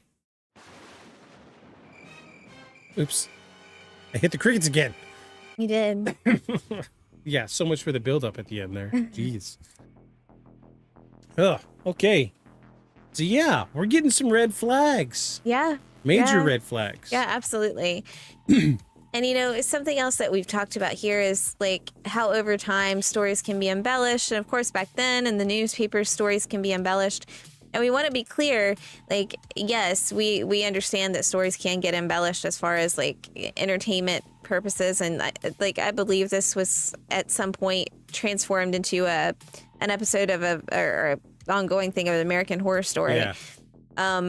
But it's also important to realize that even though some of those things may have been embellished for those particular types of entertainment, like horrific things really did happen here. So it doesn't take away from the fact that this woman indeed was a monster. And, and her husband too, because he obviously knew about it. So, but really any of the people who knew something was wrong and were just complacent in it. Yeah. Just let it happen. And so, yeah. Can you imagine living in a place that's so horrible that you would rather catch the house on fire? Burn alive. At this epicenter of the fire than be moved upstairs. Well, I was trying not to say moved upstairs, but to feel the wrath of the lady of the house. Right. Yeah. And I mean, and in this case, she's already feeling that wrath, but like going upstairs, I guess what I was saying is like going upstairs takes that level of torture to another level, like taking that act of torture to this extreme level. I feel like at a certain point, you could just use that as, oh, you want to go upstairs? You want to go upstairs? I'm gesturing. It's an Aeon thing. What's it? What's it? Yeah. You want to go upstairs? Yeah. You want to go upstairs? Joke's on you, LaLaurie. We're already upstairs. We are already upstairs. We're up here. Yeah. The magic happens upstairs. In our home. Anyway. Because we're not monsters. We are not. No. And I was thinking about it, and this is why I got distracted and I lost my spot. But since you're doing Act 5, you get to do the closing monologue. And you've got to wax poetic at the end. You've got to come up with your own closing. There's a closing monologue, but there's an extension at the end. Yeah, I know. That I already have an scripted. idea. Okay. I'm ready. Cool. Yeah. I'm excited because I have always been. Well, no, Aeon was the one for the first season and a half. He was the only one that did the closing monologue, and it's the reason we have a closing monologue is because of Aeon. Yeah. And it's been me since he left, and now pass the torch. Well, this one time. Well, This anytime one you time. suggest a case, you're gonna. I guess let's do that. Let's stick to that. Oh, When you suggest a case, you start off the show and you end the show. okay. I'll take the back seat Okay. because, like, on a similar paranormal podcast that I'm not going to name the name because as soon as I do, I'm going to use their name all the time. They trade off. Oh, okay. So, like, one week it'll be one host, the next week it'll be the other host, Yeah. and the other guy is just sitting there reacting, Gotcha. Yeah, that makes sense. which was the format I wanted. Yeah, Look at Worlds World's is your, hyping us up. Look at World's hyping us up. Worlds is your biggest fan. I'm World's biggest fan. Yeah. Yeah. She's kind of great. Yeah. She's great. You need a Worlds of Confusion shirt. We need to see. Well, no, because World. I was going to suggest earlier, Worlds will make a good addition to the podcast, but Worlds is in bed, and you know it's a production. Right. It takes some doing. Yeah. I'm usually sitting here from like 3 o'clock. Yeah. He is. And 2 then I hours. come in and I'm like, oh, I'm here with my tea. 2 hours before the show starts, I'm sitting here in this chair. This is how I come in. Hold on. This is how I come in. Yep, I'm here working, and then Uh-oh. I don't have the button. Do you have the button? you have the button on your side. It's not working. It ruined my joke. Oh, there we go. This is how I come in. Hey, I'm here. Yeah, it's you got to find the sweet spot. So I'll be just working, setting everything up, and then this is her. I'm here. Yeah, that's me. Yeah. Like I really wanted to like take 10 minutes with the phone and be like, let's play with the phone. Yeah, But you weren't here. I know. I'm sorry. You came in right at the end. I did. 2 minutes to spare. I did. Yeah. Yeah. As usual. It's fine. It's fine. Yeah. I'll take it out of your paycheck. your 17 cents that you made today. Yeah. Okay, so we're building up to something here. Yeah.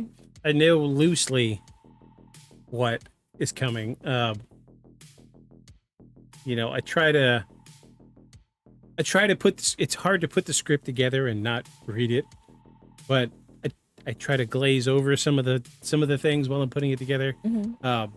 Listening to somebody else read some of it does kind of make it a little more theatrical.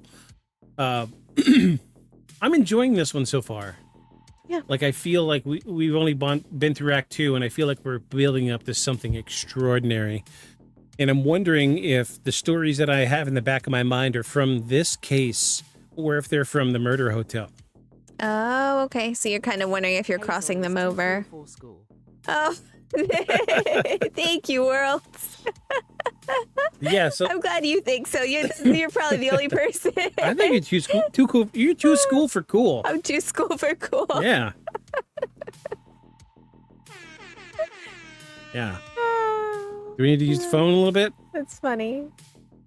That's funny. Yeah, because we're really cool. We've got a landline over here. Yeah. Yeah. Taking it back to Taking when it we way were back. kids. Jeez. Time is moving on, isn't it? Yeah. My grandparents still have a landline. Yeah.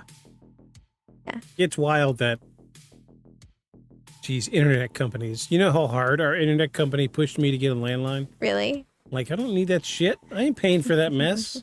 Well, no, it's free. Like, I got a cell phone. What the hell do I need a landline for? Right. Yeah. Yeah. It's more convenient. Call me on my phone. It's always on me. Yeah, except don't call us. Yeah. Yeah, don't ever call me. I actually had words with them the last time they called me. Don't call trying to sell me shit. I have what I want. Right. Yeah. Yeah. Sorry. Well, all right, friends. What are you guys thinking so far? I know it's a lot of historical jabberjaw going on. We're building up to something really incredible, I think. We've got a lot of, in the back of my mind, I'm seeing people react to the LaLaurie Mansion the way people reacted to Louise Mansion in Interview with a Vampire. Oh, Like how okay. people would, like literally, they crossed Like the walk street. They across didn't the want to walk. street, They yeah. didn't want to walk. Yeah.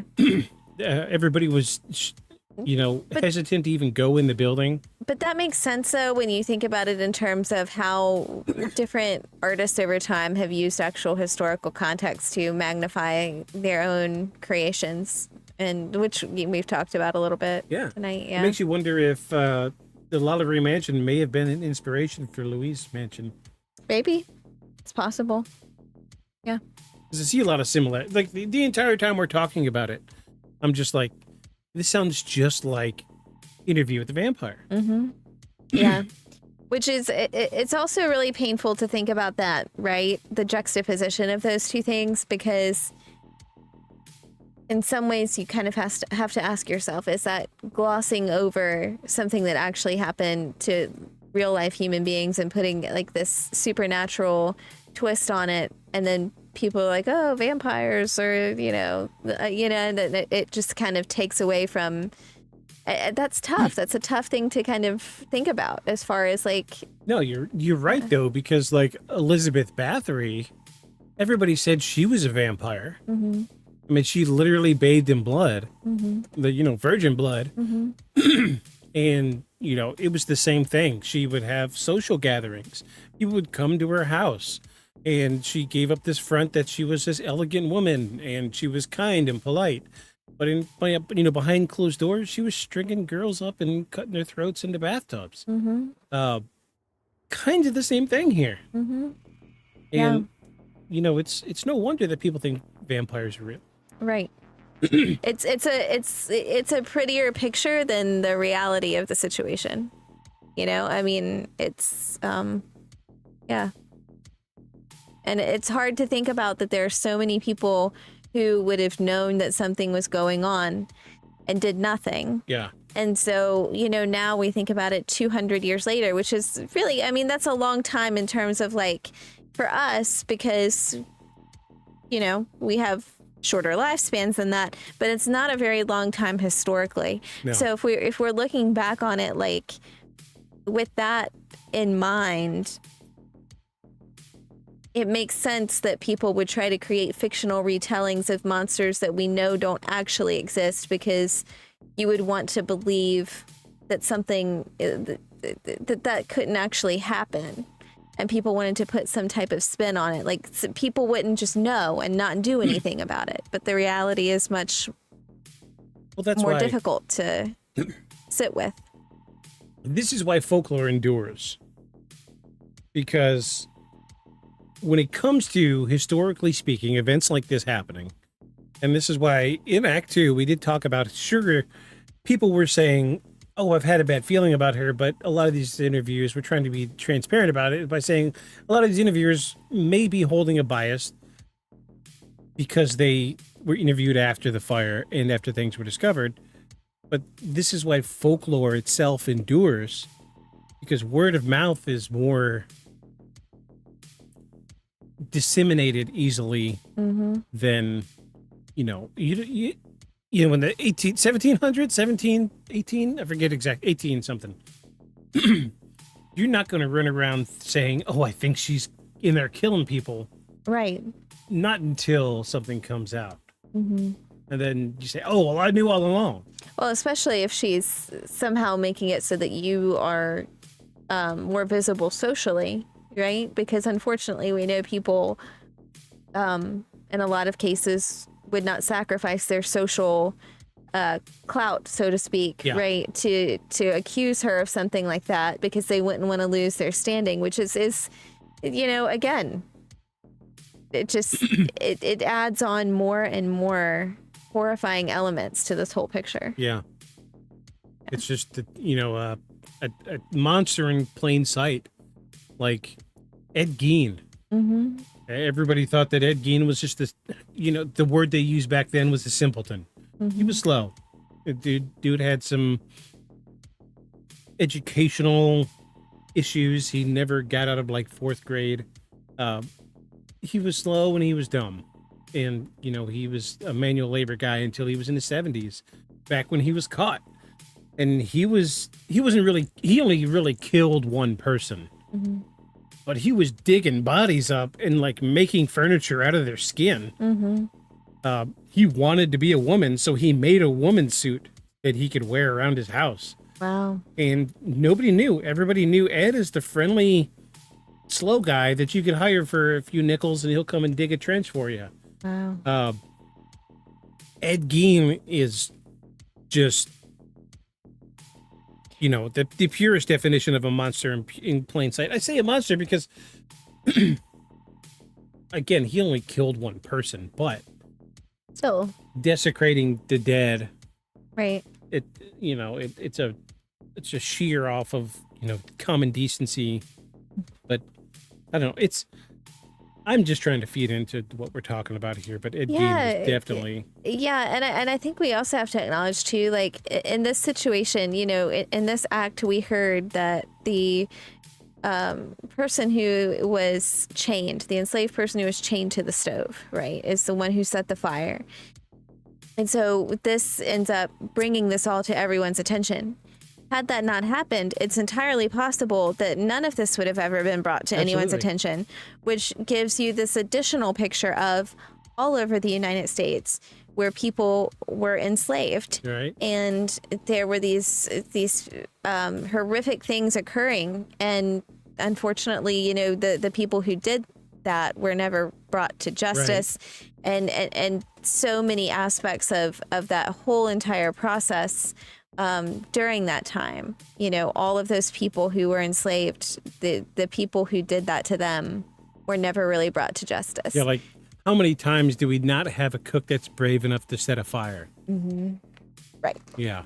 Right. And I think that's why, conversations like this are still relevant today, because it's important that we understand and we acknowledge the horrific crimes that were done to people in this country. Yeah.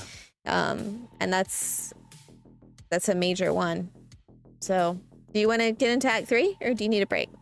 I'm good if you want to roll in. Yeah, we can get into Act 3. All right. Act 3. Oh, Puppy Chat. Puppy Chat's here, everybody. Hi, Puppy Chat. Just in time for Act 3, puppy.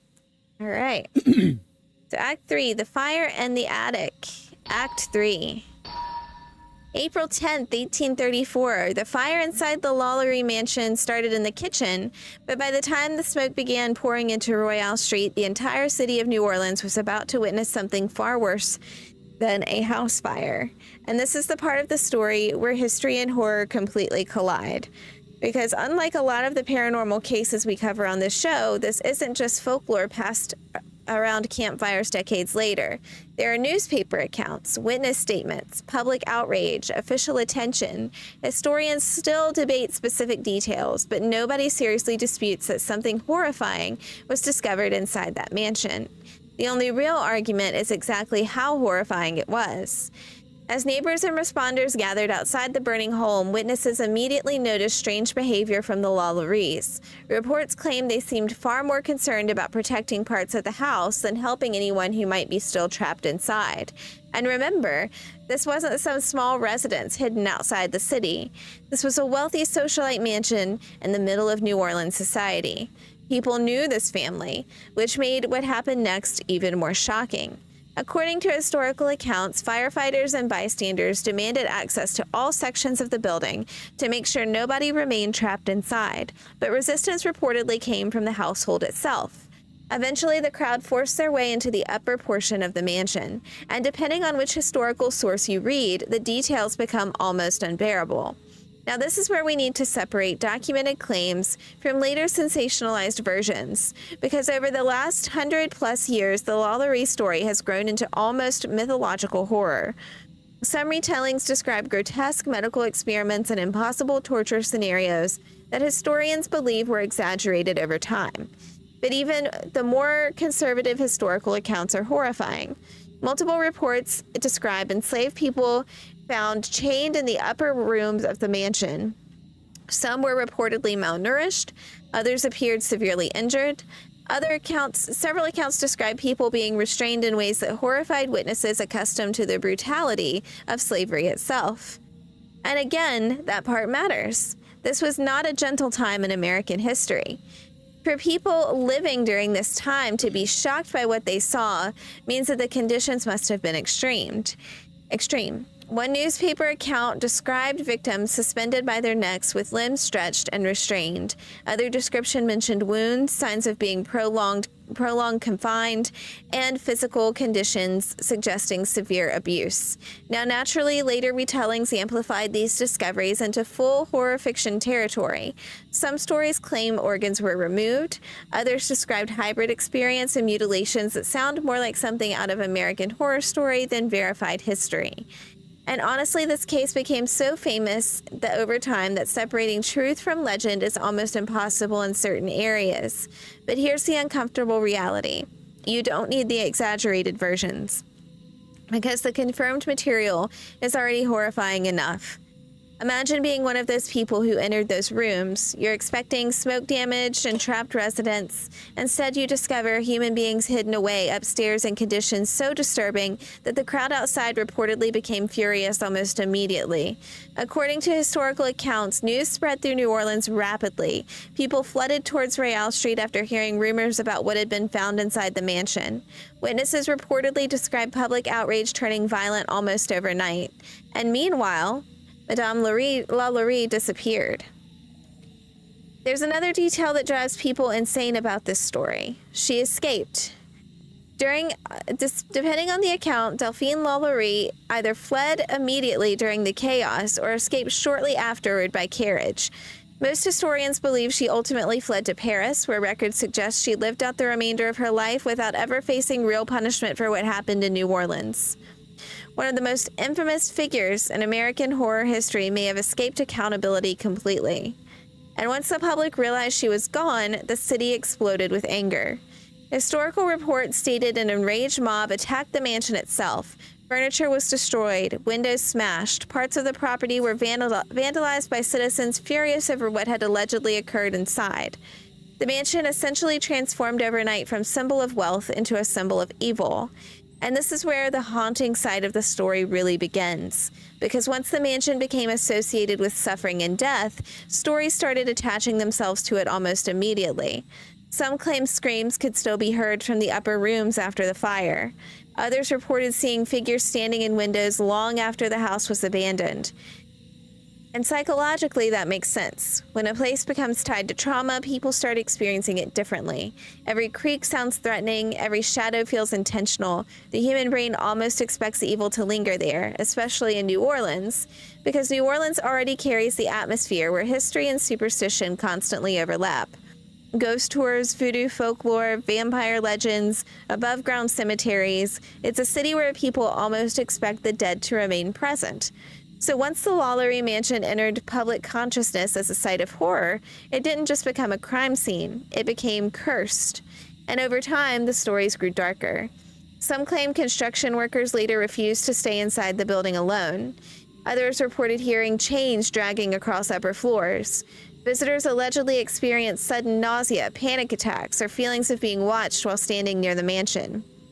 And eventually, the house developed a reputation as one of the most haunted locations in America. But here's the question that makes this case complicated. Are people experiencing paranormal activity because something supernatural actually exists there? Or because the historical reality is already so disturbing that the building itself psychologically infects people before they even step inside? Because the human mind is powerful. If you walk into a location believing terrible suffering occurred there, your brain starts searching for confirmation immediately.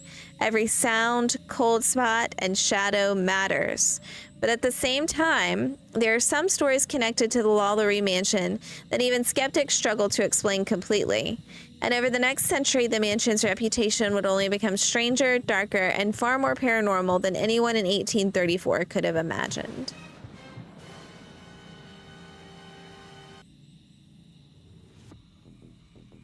Look up something. Okay. First time I looked this up, back during Dublin Frogman, there's a word or when people want something so bad. I don't.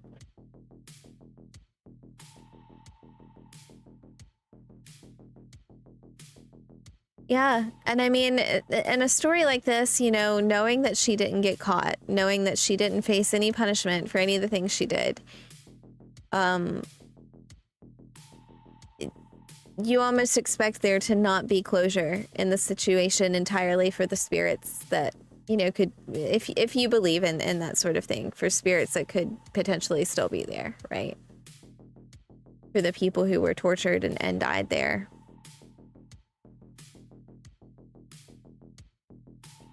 The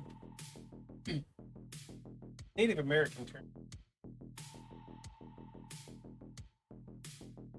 But we talked about it in season during the Loveland Frogman. We end of the episode said that it wasn't real, that it was maybe they saw something, you know, in the 1900s and saw something that the public there wanted something badly. Bad.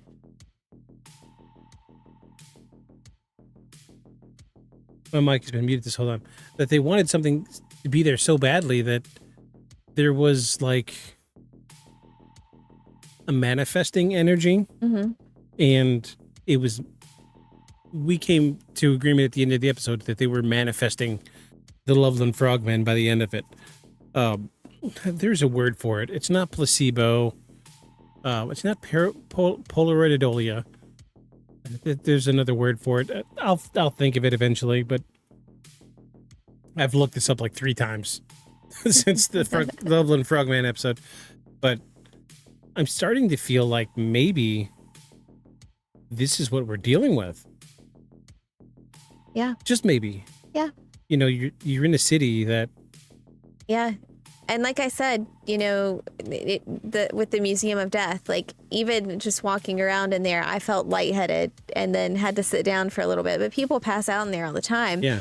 And it, you know, you go in with the expectation that you might pass out because Right. people have passed out in Right. there.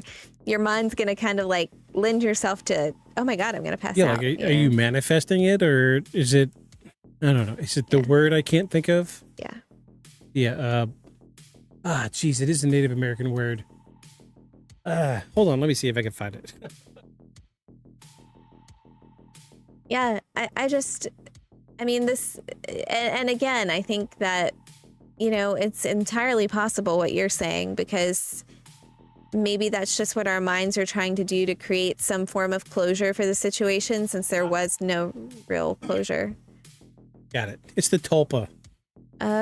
So a tulpa runs hand in hand with like a skinwalker.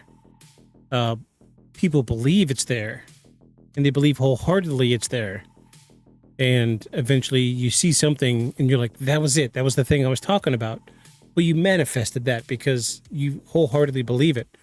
And the more psychological energy that goes into it, you feed it, and something in the universe manifests it. Oh, okay. It's called a tulpa. Gotcha. It's an entity. Usually it manifests itself as like a shadow, Okay. but it's generated by psychological energy. Mm-hmm. Because you want something to be there so badly. So, like, is this what we're dealing with? Are we dealing with something where it's so many people are preconditioned to have this idea that there are ghosts here, there are spirits, this mansion is horrible, people have seen stuff in this window, people have seen stuff in this window, people have heard chains, people have heard rattling, footsteps. You go in with this preconceived idea that you're going to hear these things, and you manifest a tulpa. Yeah. Maybe. Very possible. Maybe. Very possible indeed. So cool. We're up to Act 4. We're going to rip through Act 4. Okay. We're going to rip through it. We might run a little over tonight, but I think that'll be okay. Oh, dang. We are getting kind of close, aren't we? Okay. I could use a bathroom break, but I can do it after Act 4. Okay. It's ironic because these beers aren't as strong as the other ones, and so I'm drinking more of them, but I'm using the bathroom less. Yeah. I don't understand it. And I had a coffee before we started. Wow.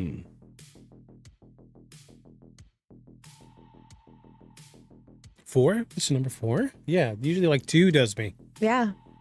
Yeah. Weird. All right. Well, let's get into Act 4, everybody. Act 4, Escape, Hauntings, and the Birth of a Legend. This is Act 4, everybody. Act 4.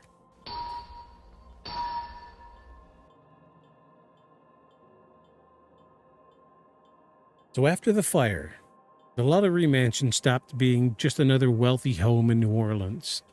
It became a warning, a symbol, the kind of place people pointed at while walking down Royal Street. It quietly told visitors something evil happened there. And honestly, once a location reaches that status, the haunting almost begins automatically. Tulpa? Question mark? Because from that moment forward, every new owner, every visitor, every worker, and every tourist arrived already expecting something terrible. But before we get deeper into the paranormal side, we need to talk about Delphine LaLaurie herself, because the ending of her story is almost as unsettling as the mansion. So as public outrage exploded in New Orleans, LaLaurie vanished. Most historians believe she escaped the city shortly after the fire and eventually made her way to Paris. The frustrating part is that records surrounding her later life are messy and incomplete.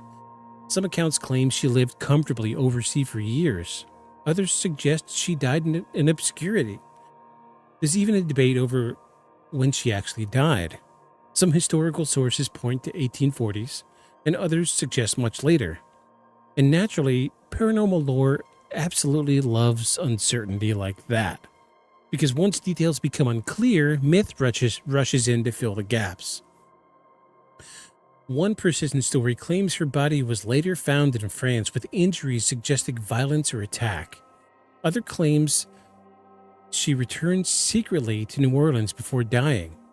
There's very little hard evidence for those stories, but they continue circulating because people almost want there to be some kind of punishment attached to this case. Because historically, she basically got away with it. And I think that unresolved anger is part of why the haunting stories become so intense around the mansion. People want the building to become cursed. They want the location itself to reject what happened there.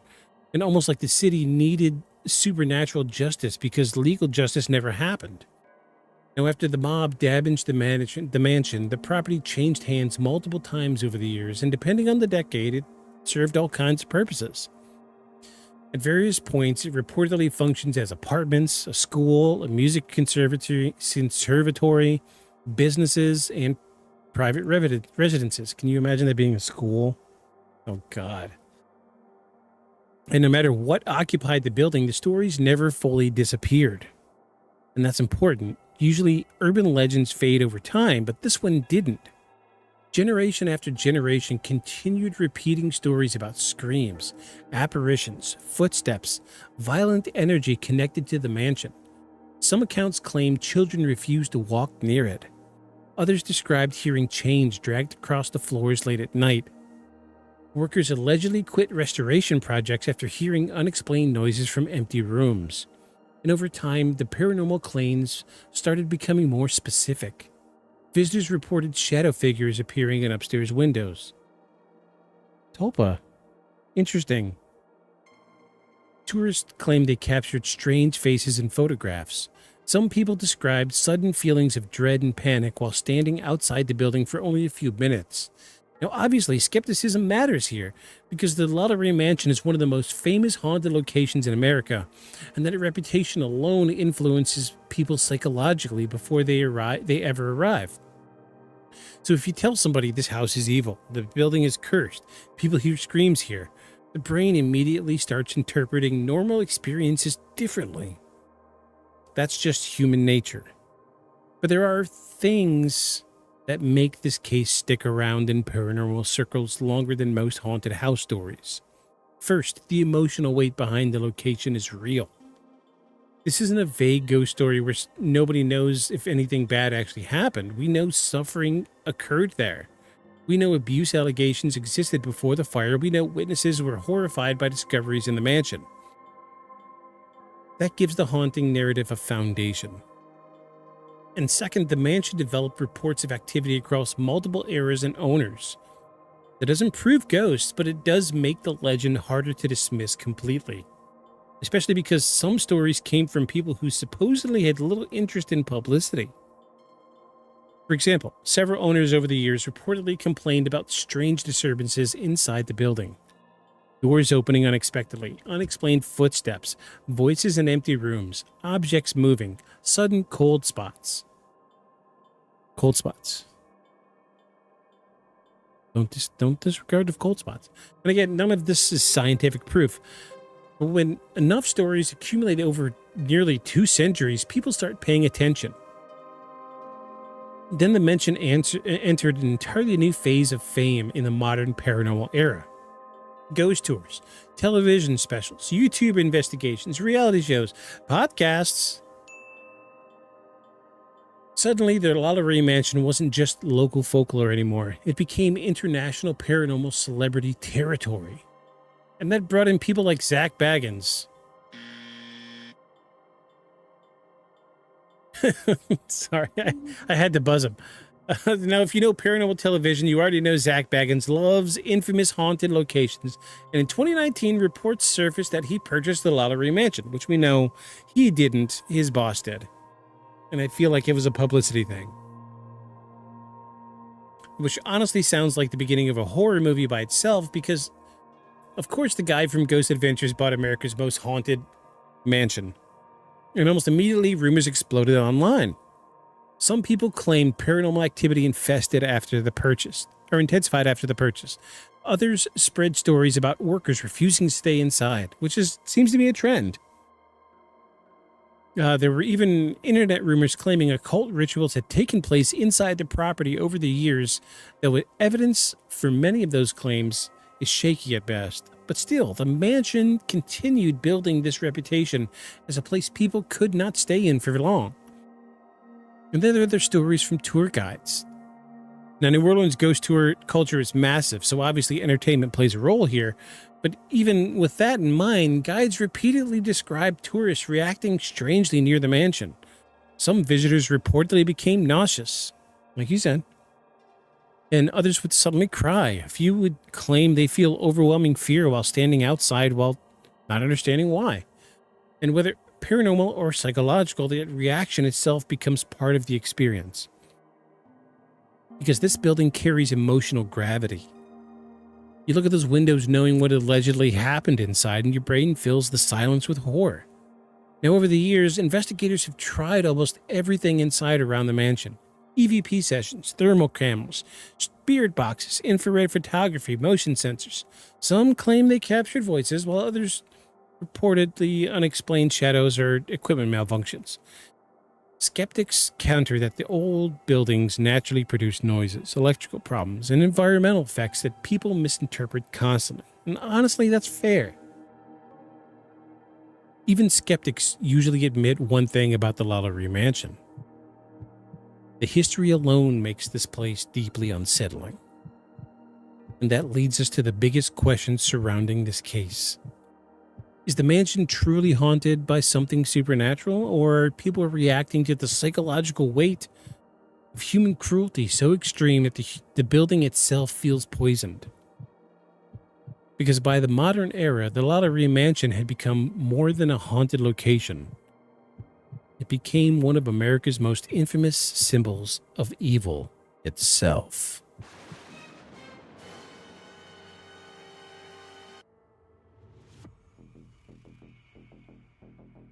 And that's how you rip through Act 4. That's how you rip through Act 4. Good job.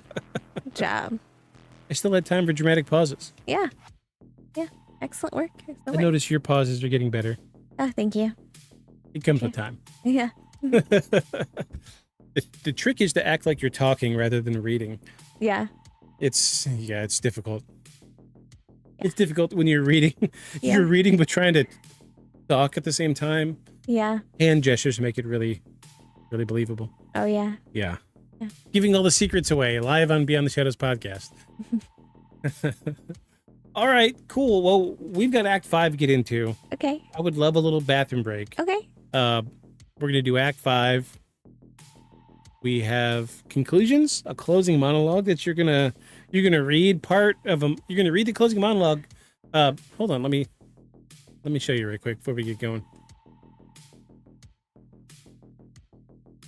So you read the closing monologue. Mm-hmm. Yeah. And that's the last part you say, but you've got to wax poetic in between. Yeah. The end of this to this. Yeah.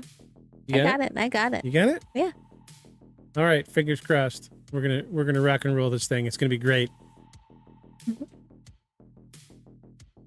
All right, we're gonna do a quick bathroom break, everybody. When we get back, we'll do a birthday basil bass drop and a olive oil drum and bass, and we're gonna get into it. Hold on, folks, don't go anywhere. We'll be right back. Act 2, we talked about some of the things that the guards saw and heard. So I didn't know about the banjo thing. I didn't know that Al Capone even played the banjo. Yeah, so I mean, I guess I didn't know that either. Here's the That's thing correct. is, we did run it through analysis software during the Mermaid episode, and we couldn't find any obvious signs of manipulation, which is the weird thing. It would take, obviously not the guy who filmed the video. He probably didn't do it. He probably didn't think anything outside of just filming the video. Somebody put some serious effort into overlaying the audio and masking it. You know, there was a very big process that went into hiding the fact that there was whale sounds in the video, but it was done so well. Officials continued labeling most deaths as exposure, but quietly among locals, that explanation stopped feeling satisfying. Because exposure doesn't explain why experienced residents removed clothing. It doesn't explain why scent trails ended abruptly. It doesn't explain why people wandered extraordinarily far distances in deadly cold. And it doesn't explain why so many people reported the same strange experiences beforehand. As people picture a mermaid, but the oldest version isn't about seduction or beauty. It's about altered judgment. Yes, this. It's about altered judgment. It's about the thin line between curiosity and compulsion. And that line appears more often near water. No visible distress, no sign of panic. Witnesses describe them as quiet, distracted, or focused on something no one else noticed. Then they step into the water, sometimes fully clothed, sometimes after removing their shoes and setting them aside neatly. But occasionally, there are details that stand out. Family members report that the person had mentioned hearing something unusual near the shoreline days earlier. A humming, a voice that seemed closer than it should have been. But what stands out in certain reports is the interpretation. Some individuals describe the sound as patterned, almost melodic. Others say it's felt as if it was directed at them. Poking his head through the window. Yeah. Fucking nightmare fuel. Absolutely nightmare fuel. So strange that we're seeing a barn owl in an area where they're not even supposed to be. I assumed it was a snow owl. I was wrong. So yeah, a weird parallel drawn between individual cases where people are saying they're seeing a barn owl and it's looking through their window, or they're seeing it outside, or it's in a place where they can see it clearly through their window, right? And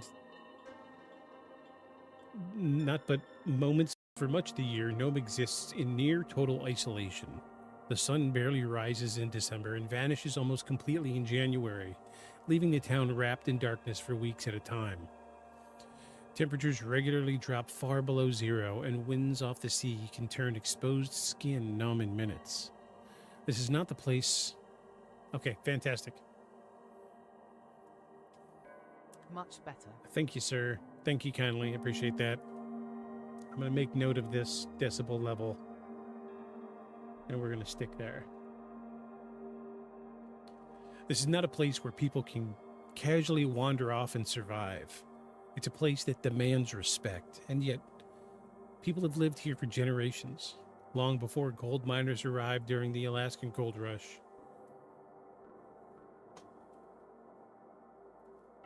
I remember at the beginning of the movie, there was this really creepy little scene where Mila Jovovich says, you know, this entire movie is based on true events. And they played it off like there was some found footage and some other things.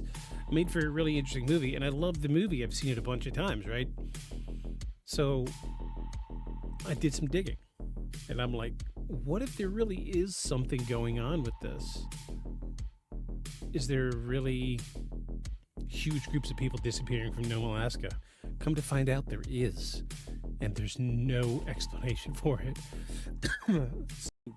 It'll take you all our socials. You can email us at beyondshadowspodcast@gmail.com. The email is at the bottom of the screen. You can tell us anything you want to know.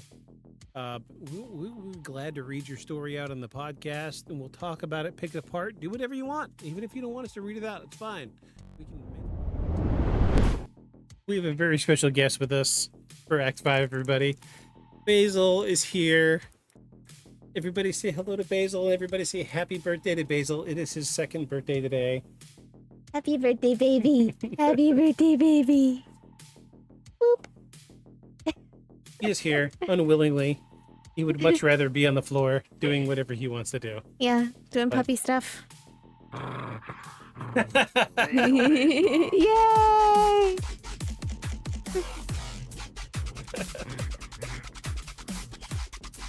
Oh no! It's okay, buddy. It's okay. He's here. He's with us in spirit. You can see his tail. That's all you can see on the screen. He would rather sit than be held, I think. Yeah. I think he'll get comfortable. He's just uncomfortable. Say hello. Oh, goodness. Oh, goodness. Oh, goodness. Good gravy. Now, I don't know if you saw him just kind of like fall into place at Victus's neck over there, but that's his spot. Like they like to hug and cuddle all the time, so that's his jam. It's a safe spot. Oh, yeah. Oh, yeah. Oh.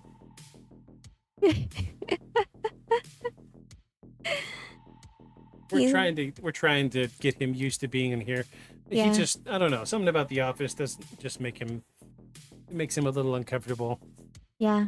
Because we don't spend much time in here, so he doesn't come in here very often. Yeah. But yeah, that's okay. It's his birthday, and I'm assuming everybody loves Basil. He's right. How could you not? How could you not? How could you not? How could you not love this little baby? He's a sweet boy. Yay! Yay! Want to sit on your pillow? No, yeah. Did I lure my pillow, Dad? There's your pillow. Right there. There's a Triskel down there. World said puppy! Yep. Wandering puppy. I know, buddy. You want to come up here with mommy? Let's see if he lays in his bed. He's got 2 bones over here. Oh my let me goodness. sit here. One of these days we'll have a puppy cam, and he will be here every week with us. I know. He's had a big day, so the bones really don't interest him that much because, like, he had ice cream for breakfast, and he's had multiple things today that are He did. We have treat related. Before anybody freaks out, we have puppy ice cream. Yeah, It's like meat flavored ice cream, just for him. yeah. He doesn't get it that often, so you know. Just his good. birthday. It's good. He'll be okay. Just let him settle. He'll go and lay on the rug over there. That's where he likes to be. He doesn't like being over here for some reason. I think it's too crowded.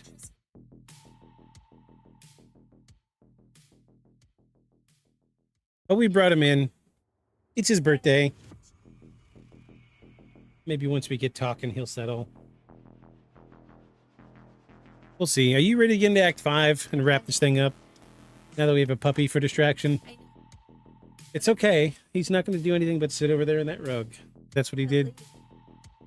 There's nothing on the floor. I promise you. We've cleaned and cleaned this floor. He'll be fine. He's probably going to sit Oh, there he goes. Sitting right there.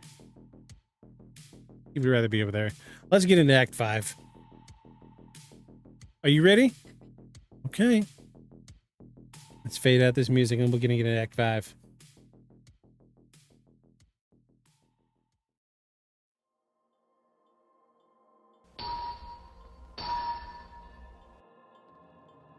I was muted the whole time. You were muted? Really? I was muted the whole time. Let's try that again. Act 5. Who still walks inside the mansion? Act 5.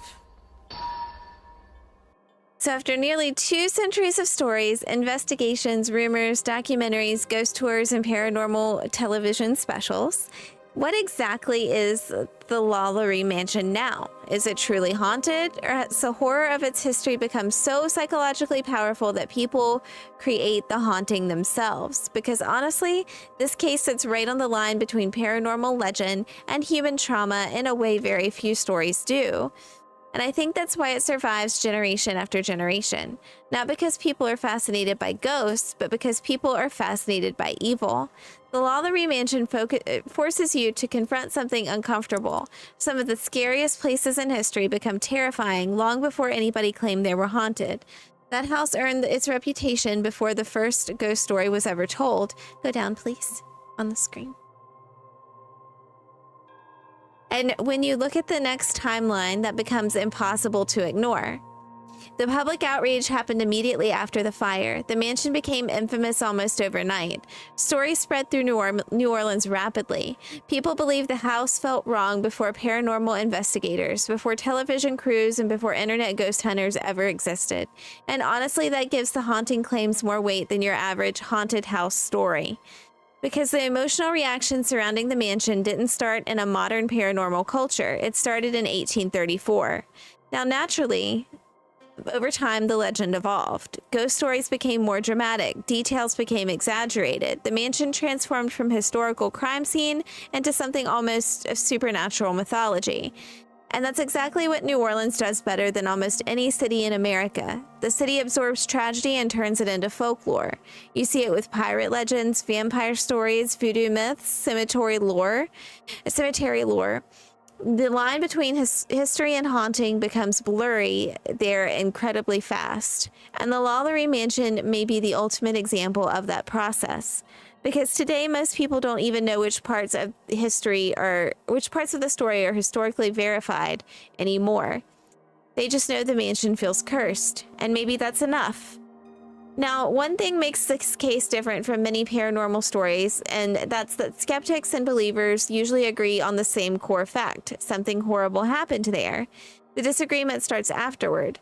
Believers argue that extreme suffering leaves behind energy, that trauma can imprint itself onto locations. Some paranormal investigators describe hauntings almost like emotional recordings burned into the environment itself. Residual energy, trauma echoes. Places replaying moments of pain. And if that story is true, the LaLaurie Mansion would almost be the perfect candidate for a haunting, because the emotional intensity attached to the location is enormous. Fear, pain, violence, death, public rage, collective horror, it's all there. But skeptics counter with something equally important. Human psychology is incredibly powerful. If you place somebody on the outside of one of the most infamous buildings in America and tell them horrifying stories for an hour straight, their senses become hyper alert automatically. Every sound feels intentional, every shadow feels alive, every cold draft feels paranormal. And old buildings naturally produce strange experiences constantly. Settling wood, uneven temperatures, echoes, electrical interference, outside noise, vibrations from nearby traffic. Your brain starts connecting random events into a narrative because it expects a narrative. That's normal human behavior. Both sides make good points, because whether paranormal or psychological, people are still having real experiences connected to the building. Fear is real, dread is real, emotional atmosphere is real, even if ghosts aren't. But then you get into even stranger stories. People claiming they saw figures from upper windows when the rooms were empty, tourists reporting scratches appearing on their bodies after visiting, investigators claiming they captured voices through EVP sessions, and of course, the reports of recurring screams.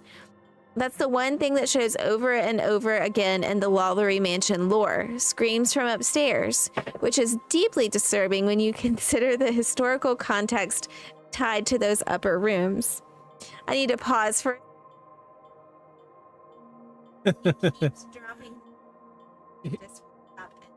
He's doing it on purpose. He's chewing another bone now.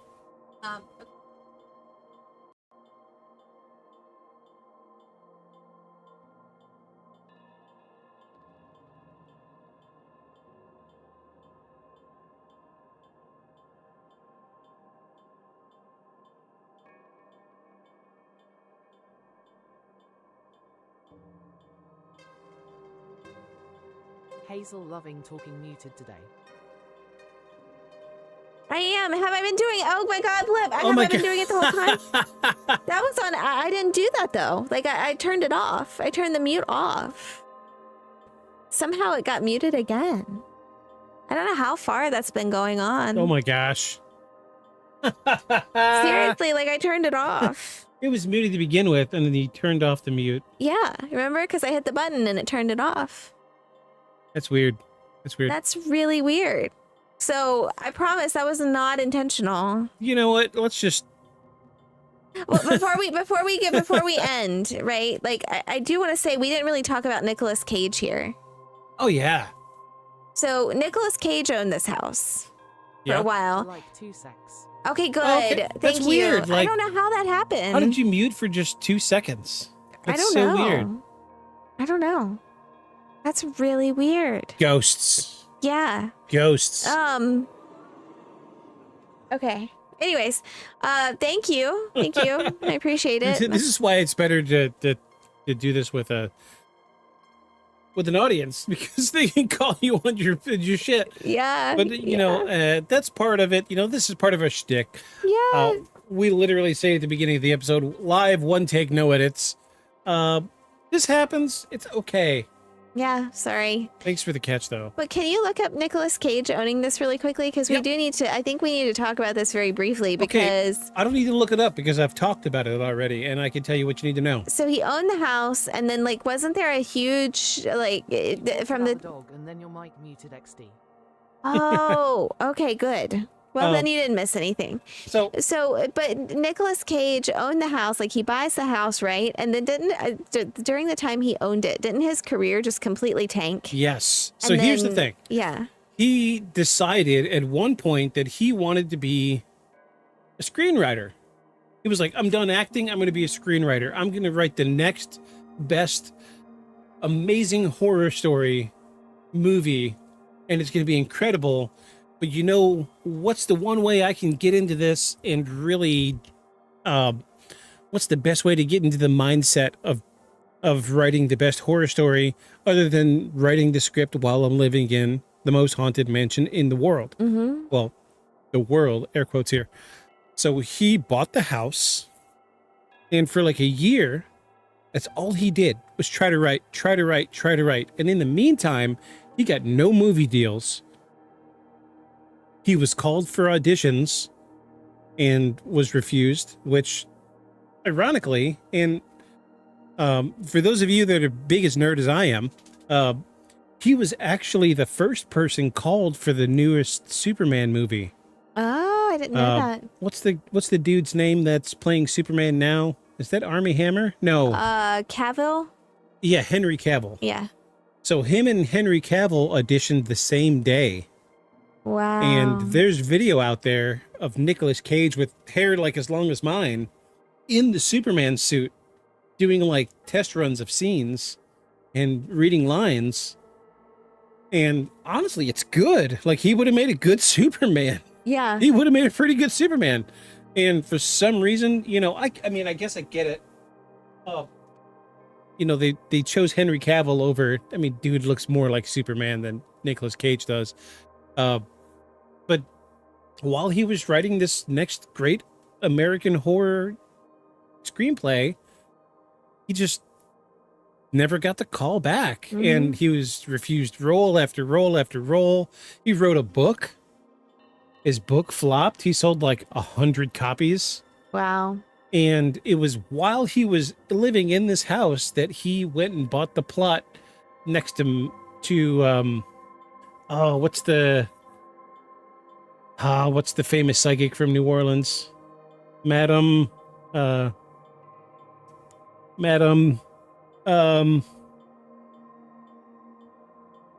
soon as I see it, I'm gonna be like, fuck, I should have known that.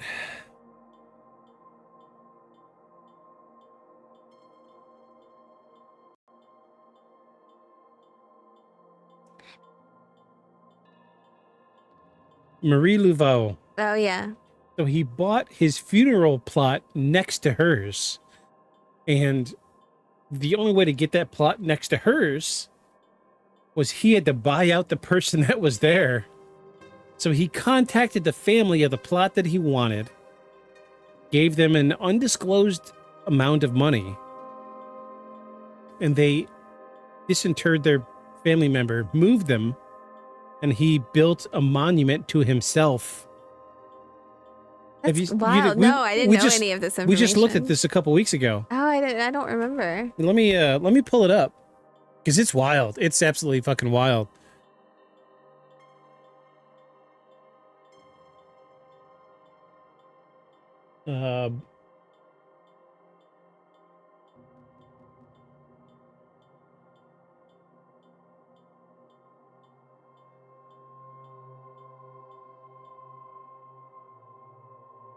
I'm going to open this in its own tab. Check this out. So he built this monument next to Marie Laveau. Wow. Which was a famous voodoo priestess in New Orleans. Yeah. The most famous, you could argue. And what is... Come on, you took Latin. Everything under some... everything's... I just saw the part of the translation. Everything under one? Yeah, maybe. Let's... Omnia ab una. Uno. Everything from one. Yeah. So this dude's not even dead yet. I mean, I get it. Kudos to his, his drive for wanting to do the paranormal route. But he bought this plot, had this monument erected. Well, I say monument. It's a mausoleum. Yeah. While he was living in the house, he wrote 2 books. They both flopped. One sold 0 copies. The other one sold like 100-something copies. This great horror screenplay that he wrote flopped tremendously. Nobody bought it. Nobody wanted it. Wow. And at the same time, he was refused like a dozen roles in the span of like a year or a year and a half. Oh my gosh. While he was living in the LaLaurie Mansion. Yeah. So. Yeah. Yeah. I mean, he was embracing it, It's kind of counterintuitive to what I was trying to argue. Was that it was kind of like, manifesting the negative energy, but he was like, I'm going to feed off the negative energy. Yeah. But it backfired. Yeah. Yeah. Yeah.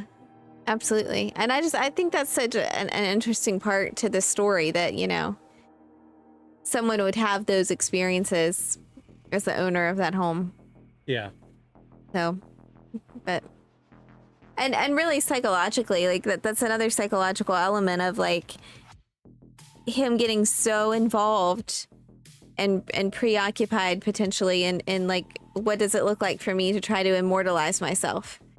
Right. And potentially that was the result of that situation. So what do we think? Do we want to decide? Do we think it's paranormal or not paranormal? I want to hear what Puppy's got to say. I want to hear what Blip has to say. I want to hear what Worlds has to say. Is the LaLaurie Mansion really haunted? I want to hear what you guys think. Is my microphone haunted? Is your microphone haunted? Is it waking up because we've got an old school telephone over here from way back when? Yeah, for the record, the antique place we bought it from, the guy did tell us that don't expect returns. I mean, if anywhere's haunted, I think it's a good contender.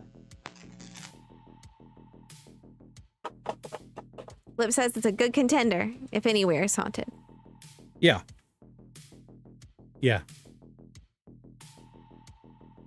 I mean, I'm gonna go last. I want to go last because Okay. I have something I've got a whole spiel I want to say. Okay.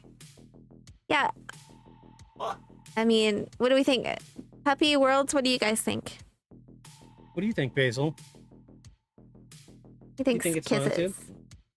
Do you think it's just a bunch of gooses being gooses? Whoa.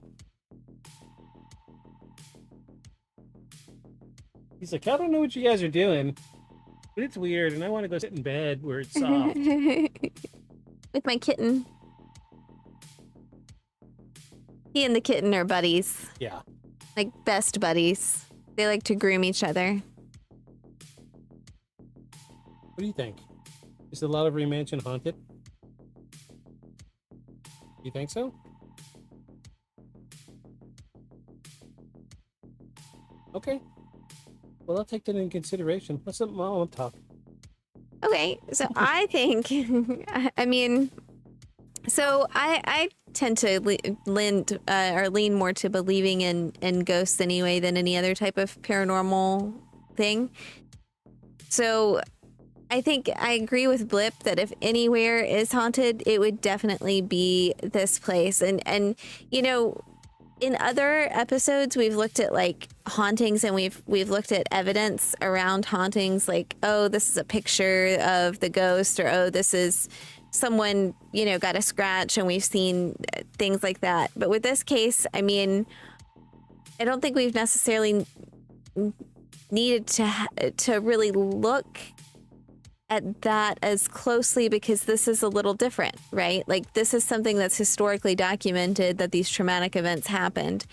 And so we kind of have to think in terms of like, there's probably things out there that exist, but there's a whole lot out there with this mansion, which we've talked about, that might be fabricated evidence of haunting, specifically of haunting. But I think for me, in my mind, I feel like maybe haunted. And I think I lean that way because, especially because of the fact that Delphine LaLaurie was never brought to justice for the crimes she committed against these people. Police, glad to see you all made back. Keep rocking the great show. Hope you all have a blessed day. Oh, Steve-O, thanks. Yeah, that's awesome. We hope you do too. That's awesome. That's awesome. That's awesome. Cool. I'm glad. I hope you have a good day too. I think for me, I would say that it's haunted because I want there to be some justice for what happened, and the fact that there was never, Delphine LaLaurie was never brought to justice. And so in my mind, I think, you know, like Unfinished business. Unfinished business. Yeah. And I think like, but at the same time, I also would rather, like, if that's the case, the spirits be at rest and there be some type of other external force that's haunting to try to exact justice for what happened to the spirits who were, you know, so I don't know. And that's a tough one. I do feel like something paranormal could be happening here, whether it's haunting or not. I feel like it could be paranormal. So my ruling's gonna be paranormal. Okay. I'm gonna actually mute my mic now. Okay. Now you can babysit the puppy. If you just ignore him, he just lays down. When you were at your country music festival, he just laid in the rug the whole time. I went to a country music festival yesterday, and I don't really hardly ever listen to country music, but I did that yesterday.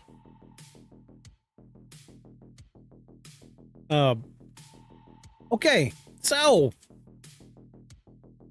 my opinion on the LaLaurie Mansion. Let me take you back. Take you not as far back as the LaLaurie Mansion, but I'm going to bring you to a place that's going to evoke the same kind of energy. But you won't immediately think it's haunted. Are you ready? Nuremberg. So there is one of my very favorite. So for those of you that have known me a long time, I studied Buddhism for a good number of years. I studied Hinduism for a good number of years. I've studied photography for a good number of years. And one of my very favorite photographs is of a Buddhist monk sitting on the train tracks leading into Nuremberg. And he's sitting on the train tracks meditating. And he told, I think it was either Life or National Geographic, that he walked to Nuremberg and his intention was to sit on the train tracks in Nuremberg and meditate to help clear the karma. Which is awesome. That's fucking awesome. Like, right? Like, who would dedicate their life to clearing karma of somebody else? Great photograph of this Buddhist monk sitting on the train tracks meditating. And I only needed to see the photograph to know that it had an incredible story. And so I found the story, I found the interview, I read the article, great article. But he said that he was inspired to come and meditate in the tracks to clear the karma because he had heard stories of so many people that had visited Nuremberg and were just moved emotionally. They would feel nauseous. They would feel sick. They would feel lightheaded while they're inside there. People would just burst out into tears. And I'm not at all comparing the Holocaust to what Madame Delphine was doing, but we are dealing with a similar situation afterwards. A place that is emotionally charged, for the lack of a better word. You have a preconceived idea that something horrible happened there, and there is an immediate emotional reaction. No, I'm not saying that it's just psychological, but what I'm saying is there is something at play here. So we know that good portions of Germany, good portions of New Orleans are on foundations of limestone bedrock. And based off of older... I look from aspects connecting science and life, like the double slit experiment, maybe the right vibration of the right observers awaken those spirit vibrations, like y'all are looking to connect. Correct. Yes, exactly. That we're looking at limestone.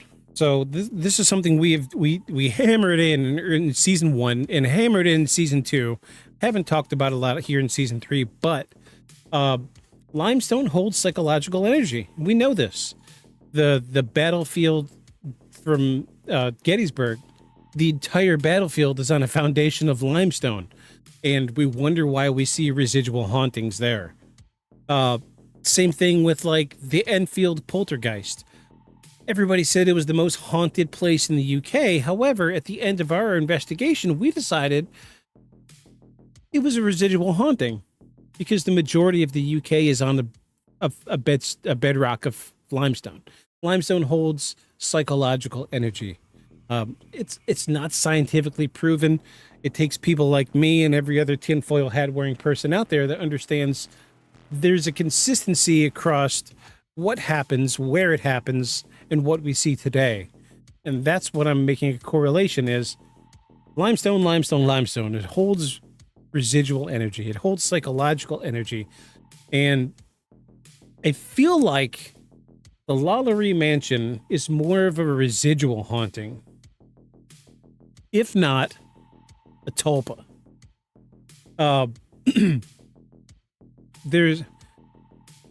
I feel like it's more residual. Because let's look at what we hear. We hear screams. We hear chains. We hear footsteps. Now, let's break it down. The person chained up. Okay, so there's a strong psychological, emotional reaction to the sound of a chain. It's going to imprint itself on the limestone. We got footsteps. So imagine you're chained up. You hear footsteps coming. You immediately have an emotional reaction. That's going to imprint in that limestone. Screams, powerful emotional reactions. that's going to imprint on that limestone. I feel like we're looking at a residual haunting. And I feel like that residual haunting is feeding into everybody's preconceived idea of what, like New Orleans is really all about. Spooky stuff, hauntings, ghost tours, vampire tours, all of that. Everybody that comes through here has this preconceived idea that this place is haunted. They've seen this, they've seen that. When you have so many people, aside from Las Vegas, New Orleans is probably the number one tourist destination in the United States. Yeah. All these people coming through wanting to see something spooky is going to feed the universe that energy to manifest the tulpa. Right. That's why we don't hear a lot about stuff. I can't think of anything lately. But, there's, like we said at the beginning of the episode, there was a lot of reports lately of people seeing manifestations. Mm-hmm. Well, what do you know? It's summertime. Right. People are traveling. Right. Yeah. Yeah. So there's an increased foot traffic. And I think there's something to be said there too about the tourism industry itself. There's been an increase of sightings. Has there been though? Or has there just been an increase of viewers? Right. Yeah. Or are we just saying that in order to drum up more? Right. Especially given who owns it now. So let's ask ourselves the question we like to ask. Mm-hmm. Who's making money off of this? Right. Obviously, a huge corporation is making money off of this. Right. And tour guide, if you think about it in general, like tour guide companies, they're making money off of it because it's a big stop on all those tours. Yeah. So, It's so I think, again, my official word is, I think, yes, it's truly haunted, but I don't think it's haunted in the way that everybody thinks. I think we're looking at a residual haunting, and as foot traffic increases, we're looking at a tulpa. Mm-hmm. Because, and here's the big thing, I spent several hours trying to find photographic evidence of anything. This house has been here since the 1800s. You know how many photos I found? 0. I found one photo, and this woman's like, look here, in between this handrail, that's a woman standing there. And I'm looking at the handrail, and I'm like, there is no fucking woman standing there. But also, we never really get to see a lot of pictures of inside the house because of the private nature of what has been in there since then. So, Yeah, it's a weird. Yeah. It's a tit for tat. Yeah. Ironically, like even the Google Maps entry, there's no photos of the inside. Yeah. It's only pictures from the outside. Yeah. So I wonder if it's closed today. Yeah, I think it's largely been closed due to the general public. I know we've seen that it was like a business and a school at one point, but like I don't know that it has been open for tours the way that other places have. Yeah, I doubt. Yeah. I doubt that a paranormal investigation company is going to let other paranormal investigators in. Right. And I think too, but even at the same time, I'm almost kind of grateful that that's the case because, having so much foot traffic and hullabaloo around, around that specifically almost feels a little, it can get disrespectful quickly. Yeah, like a sideshow at a circus. Right. You're making money off of somebody else. You're right. And it greatly diminishes the reality of what occurred. And so I think, it's just kind of it is interesting to me though that has been the case for this place because you see a lot of, we watch a lot of ghost hunter type shows and we've never seen anyone go and stay in there. Yeah, I don't even think Ghost Adventures went into the LaLaurie Mansion. No, probably because they didn't find anything. Yeah, because it's residual. Yeah, or tulpa related. Yeah, so I'm gonna say it is paranormal, but not in the way that we want it to be. Right. So I guess that's a ding. Yeah. Yeah, we'll give it a ding. No ding. That's a ding. Ding. Cool. Yeah. Cool. All right. Cool. You ready for me to do the closing monologue? Hold on, before we Okay. go, we've got one little thing to say. So next week, everybody, if you want to be here, we are going to reinvestigate our first episode. And if you, embarrassingly, if you go back and watch the first episode, it's not great.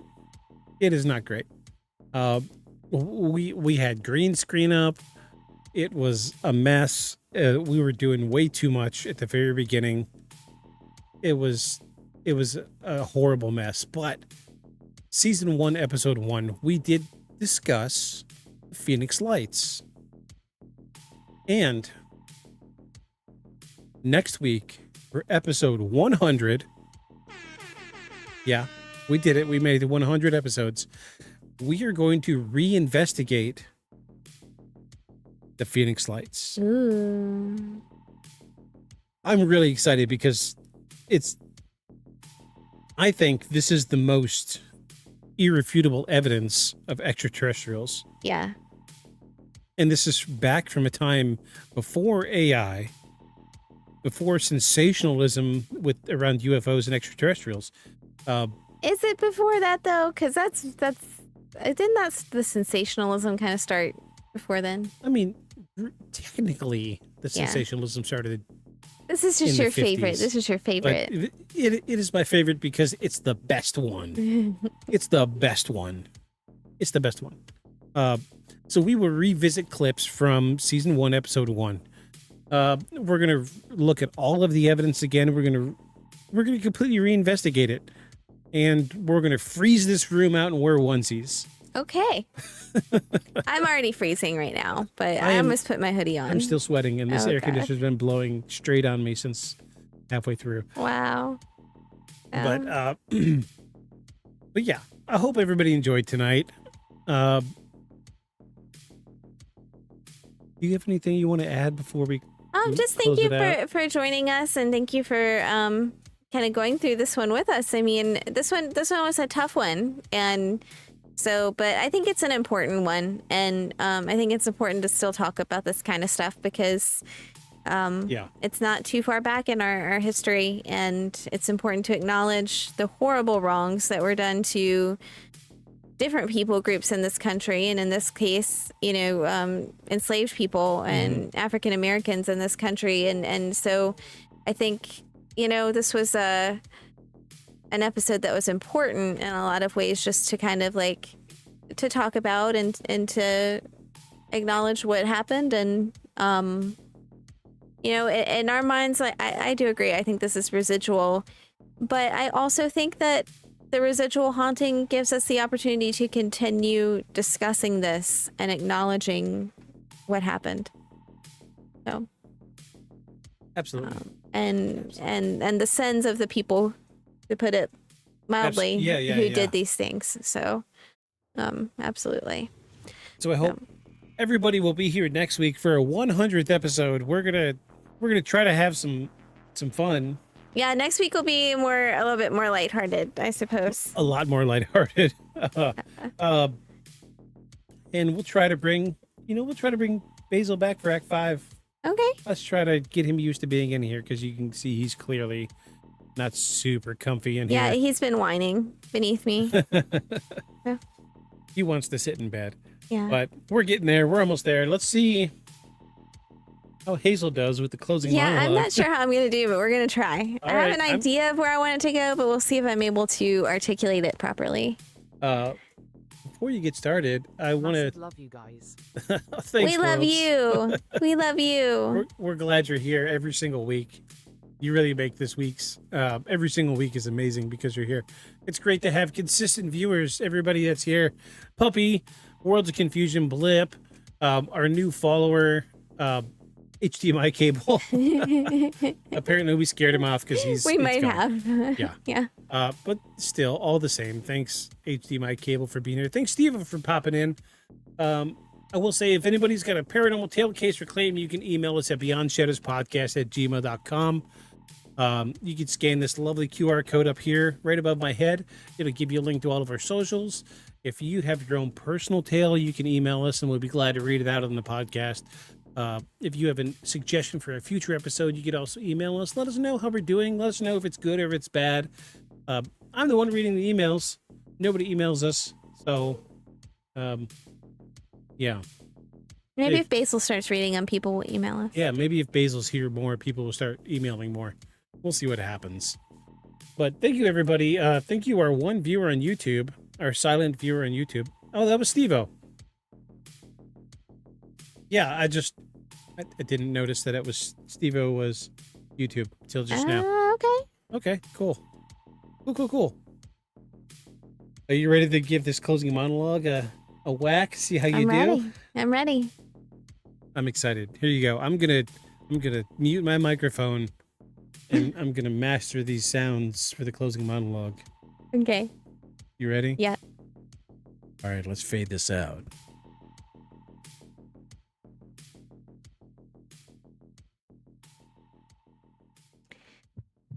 Some stories become legends because they're mysterious. Others become legends because people want to believe them. But the story of the LaLaurie Mansion survived because the truth was already horrifying enough before the paranormal ever entered the conversation. Whether ghosts exist inside that building or not, suffering did. Fear did. And nearly 200 years later, people still stand outside those windows wondering if places can somehow remember the pain that happened inside them. Maybe hauntings are spirits. Maybe they're trauma. Or maybe some buildings become so connected to human darkness that they never fully feel normal again. And if that's true, then maybe the LaLaurie Mansion was haunted long before anybody ever saw a ghost. So, if you find yourself in a situation where you think bad things are happening and no one is speaking up, and you want to make sure that the person doing them is brought to justice, make sure you get your evidence, you speak up, you do the right thing, and make sure you follow us at Beyond the Shadows Podcast. Good night, everybody. Good night.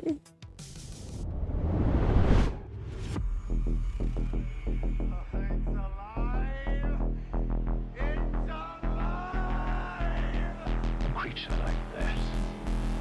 How would it ever die? And this monster starts running right at me. Annihilated by nuclear bombs. Beast is not dead. I put 4 bullets into him. Oh, you're crazy. But I saw that monster too. All I want is for someone to believe me. Contaminated. Faith.